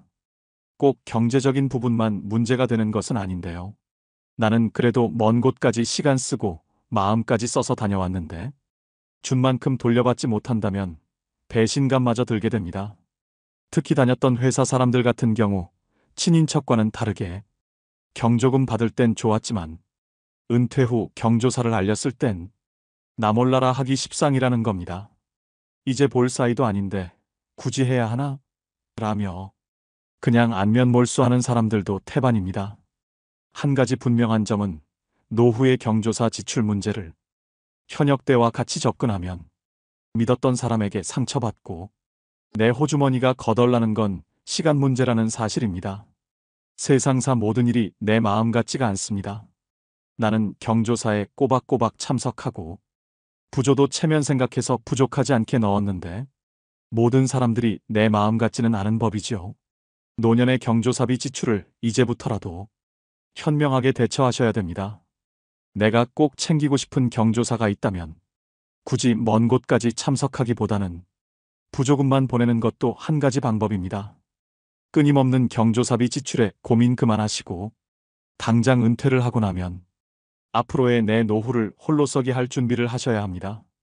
굳이 다녔던 회사 사람들과 만나서 나와는 상관없는 비생산적인 이야기만 오고 갈 것이며 내가 알지 못하는 회사 이야기라도 나오면 어느 순간 그 자리가 어렵고 부담스러워질 수 있습니다. 일본의 한 은퇴 전문가는 늦어도 60세 이후부터는 인간관계를 은퇴형으로 바꾸라고 조언합니다. 늦어도 50대, 60대부터는 새로운 인간관계를 만들기 시작해야 합니다. 아시다시피 인간관계라고 하는 것이 하루아침에 갑자기 만들어지는 것은 아닙니다. 내 곁에 좋은 사람을 두고 좋은 영향을 받고자 한다면 그 사람에게도 꾸준하게 관심과 사랑을 베풀어야 합니다. 나이 들수록 어떤 사람을 곁에 두냐에 따라 내 노후의 질이 달라집니다. 이 말은 누구라도 부정하지 못할 텐데요. 끼리끼리라는 말 들어보셨을 겁니다. 지혜로운 사람을 곁에 두는 것은 무엇보다 길어진 노후의 시간을 어떻게 보내느냐 하는 문제와도 직결되어 있습니다. 그럼 대체 새로운 인간관계는 어디에서 만들어야 되냐라고 물어보시는 분들이 계실 텐데요. 그것은 바로 내가 사는 인근이 될 수 있을 것입니다. 한창 회사 생활을 할 때는 내 거주지 주변을 둘러볼 기회가 별로 없습니다. 은퇴 후 노후를 보낼 지역을 찾았다면 이제는 대부분을 그곳에서 머물게 되기 때문에 이 라이프 타운에서 좋은 친구나 인연을 만드는 것이 무엇보다 중요합니다. 구체적인 방법으로는 근처 복지관이나 도서관, 지역센터에서 운영하는 각종 프로그램에 참여해보는 것이 좋습니다. 또 파크 골프나 탁구, 그림 그리기 등 자신과 잘 맞는 활동을 꾸준히 하다 보면 비슷한 가치관이나 관심사를 가진 친구를 만나게 될 가능성이 높습니다. 노후에는 가족과 보내는 시간도 중요하지만 가족과는 별개로 친구와 노후를 보내는 것 또한 무척 중요합니다. 은퇴 후 만나면 안 되는 사람 두 번째, 돈 얘기하는 사람입니다. 일반적으로 은퇴를 하고 나면 그동안 모아둔 노후 자금도 있을 것이고 퇴직금과 같은 목돈이 생길 수 있기 때문에 아무래도 이 시기가 어쩌면 살아가면서 수중에 돈이 제일 많은 순간이 될 수 있습니다. 이 퇴직금이란 목돈은 내가 퇴직하고 나서 새로운 인생을 이모작할 때까지 버티라고 주는 돈이라고 볼 수 있는데요. 퇴직하기 전까지 고정적으로 들어가는 생활비가 있을 텐데요. 예를 들어 한 달 생활비로 300만 원씩 쓰던 것을 퇴직 후 절반 이상으로 줄여야 될 수도 있습니다. 물론 퇴직금 외에도 모아놓은 현금성 자산이 많고 연금도 매달 500씩 꼬박꼬박 들어온다면 앞으로 남은 노후가 크게 문제 없겠지만 앞서 말씀드렸다시피 대부분의 은퇴자들은 노후 준비를 충분히 해놓지 못한 분들이 더 많습니다. 그래서 은퇴 후 생활비를 먼저 줄이는 것이 급선무인데요. 뭐부터 줄여야 할지도 모르겠고 막상 줄이자니 딱히 줄일 것도 없어 보입니다. 그래서 퇴직한 시점에 맞추어 계약직 일자리나 시급제 아르바이트라도 찾아서 노후 생활비를 최대한 충당해 두시고 아껴서 생활비로 사용하셔야 됩니다. 노후가 길어지는 만큼 그래도 턱없이 부족한 노후 자금을 어떻게 마련해야 하나 고민이실 텐데요. 한편 은퇴자들에게 퇴직금이란 목돈이 생기면 어떻게 귀신같이 알고 많은 사기꾼들이 들러붙습니다. 이때 가장 중요한 것은 인생은 한방이지 하며 사기 수법인 줄도 모르고 사기꾼들의 화려한 언변에 속아 넘어가 자신의 노후 자금을 몰빵해버리는 분들이 있습니다. 은퇴 직후에 가장 중요한 것은 노후 자금은 크게 불려보겠다는 생각보다 지금까지 모아놓은 자금을 안전하게 지키는 일입니다. 은퇴 후에는 퇴직금을 포함한 노후 자금을 비상용 자금으로 잘 보관해 두시고 소일거리라도 찾으셔서 용돈이라도 버시는 게 정신 건강과 신체 건강에도 많은 도움이 됩니다. 근데 또 내 퇴직금을 통장에 넣어두면 어떻게 알고 주변 지인들에게서 돈 좀 빌려달라거나 좋은 투자처가 있다는 식으로 연락이 올 수 있습니다. 평소에는 잘 연락도 하지 않던 친구나 지인들이 어디에서 내가 퇴직했다 이야기를 들었는지 연락을 해옵니다. 은퇴 후 만날 친구나 전 직장 동료도 줄어들어 가뜩이나 공허하고 외롭던 찰나에 전에 알고 지내던 지인이나 가까운 친구에게서 연락이 오면 반가운 마음에 전화를 받아보면 갑자기 밥을 먹자고 합니다. 이렇게 오랜만에 친구 얼굴이나 한번 보고 밥이나 먹자고 나간 자리에서 서서히 본색을 드러냅니다. 곧 자신의 어려운 사정 이야기를 꺼냅니다. 자신이 여기에 투자해서 얼마를 벌었다. 좋은 투자처가 있는데 노후 자금을 많이 불릴 수 있다거나 하는 식의 얘기를 늘어놓습니다. 이처럼 사기는 사람의 간절함이 불안함을 이용하는 심리전입니다. 내가 지금은 퇴직한 지 얼마 지나지 않아. 당장은 꽤 큰 돈의 목돈이 있지만 언제까지 이 돈으로 노후를 보낼 수도 없고 아껴가며 산다 해도 언제 바닥을 드러낼지 모르기 때문에 이 돈을 그냥 묵혀두기보다 빨리 좋은 투자로 성공해 노후 자금을 한 푼이라도 더 벌어야겠다는 조급한 심리를 이용하는 것이죠. 사기꾼들은 처음부터 계획적으로 접근하고 친절하게 대하면서 사람이 긴장을 풀게 만듭니다. 이렇게 작정하고 속이기 때문에 여기에 속지 않을 사람이 얼마나 될까요? 바보나 저런 사기나 당하지라고 장담하는 분들이 많겠지만 세상 모든 일에 확신하거나 장담은 금물입니다. 은퇴 후에는 사회와 단절되어 현실감이 떨어지거나 순간적인 인지 부조화 등으로 판단력이 취약해질 수 있기 때문에 사기꾼의 표적이 되기 쉽습니다. 이 점을 항상 주의하셔야 됩니다. 보통 퇴직금이나 노후자금 사기꾼들의 수법은 이렇습니다. 주로 오랜 기간 신뢰를 쌓아온 지인 또는 가족 등의 말을 별다른 의심 없이 믿고 투자한다는 점을 이용하여 주변 지인 가족 등에게 투자를 권유합니다. 이는 전형적인 불법 피라미드 다단계 방식이라고 볼 수 있는데요. 고수익에는 항상 그에 상응하는 높은 위험이 따른다는 평범한 진리를 명심할 필요가 있습니다. 여러분 잘 생각해 보세요. 그렇게 좋은 투자처가 있다면 왜 굳이 나에게 권할까요? 자신이 돈을 그렇게 많이 벌었다는 사람도 마찬가지입니다. 그렇게 고급 정보를 나에게 주려는 사람의 의도가 무엇인지 생각해 보신다면 정답은 정해져 있다고 볼 수 있습니다. 그렇다고 모든 재테크 투자가 나쁜 것도 아니며 돈을 아예 벌 수 없다는 뜻도 아닙니다. 하지만 지금껏 직장 생활만 몇십 년씩 하신 분들이라면 퇴직 후 노후 자금이 점점 줄어드는 것을 보며 마음이 조급해져서 충동적으로 일을 그르칩니다. 지푸라기라도 잡는 심정으로 이 사람, 저 사람 만나보기도 하고 소위 전문가라고 하는 말만 번지르르한 사람들을 신뢰하게 되는데요. 우리가 할 수 있는 방법은 마음의 여유를 가지고 차근차근 공부하고 준비해야 된다는 것입니다. 퇴직 후 돈 200만 원 버는 거 참 쉽지 않습니다. 하지만 노후자금 1억 날리는 것은 순식간일 수 있다는 것을 다시 한번 명심하시면 좋겠습니다. 이런 위험에 노출되지 않기 위해서는 은퇴 이후 외롭다고 아무나 만나시면 안 됩니다. 젊어서는 이 사람, 저 사람 만나보면서 사람 보는 눈을 키워야 되는 것이고 노년에는 살아온 연륜으로 사람을 가려 사귀어야 됩니다.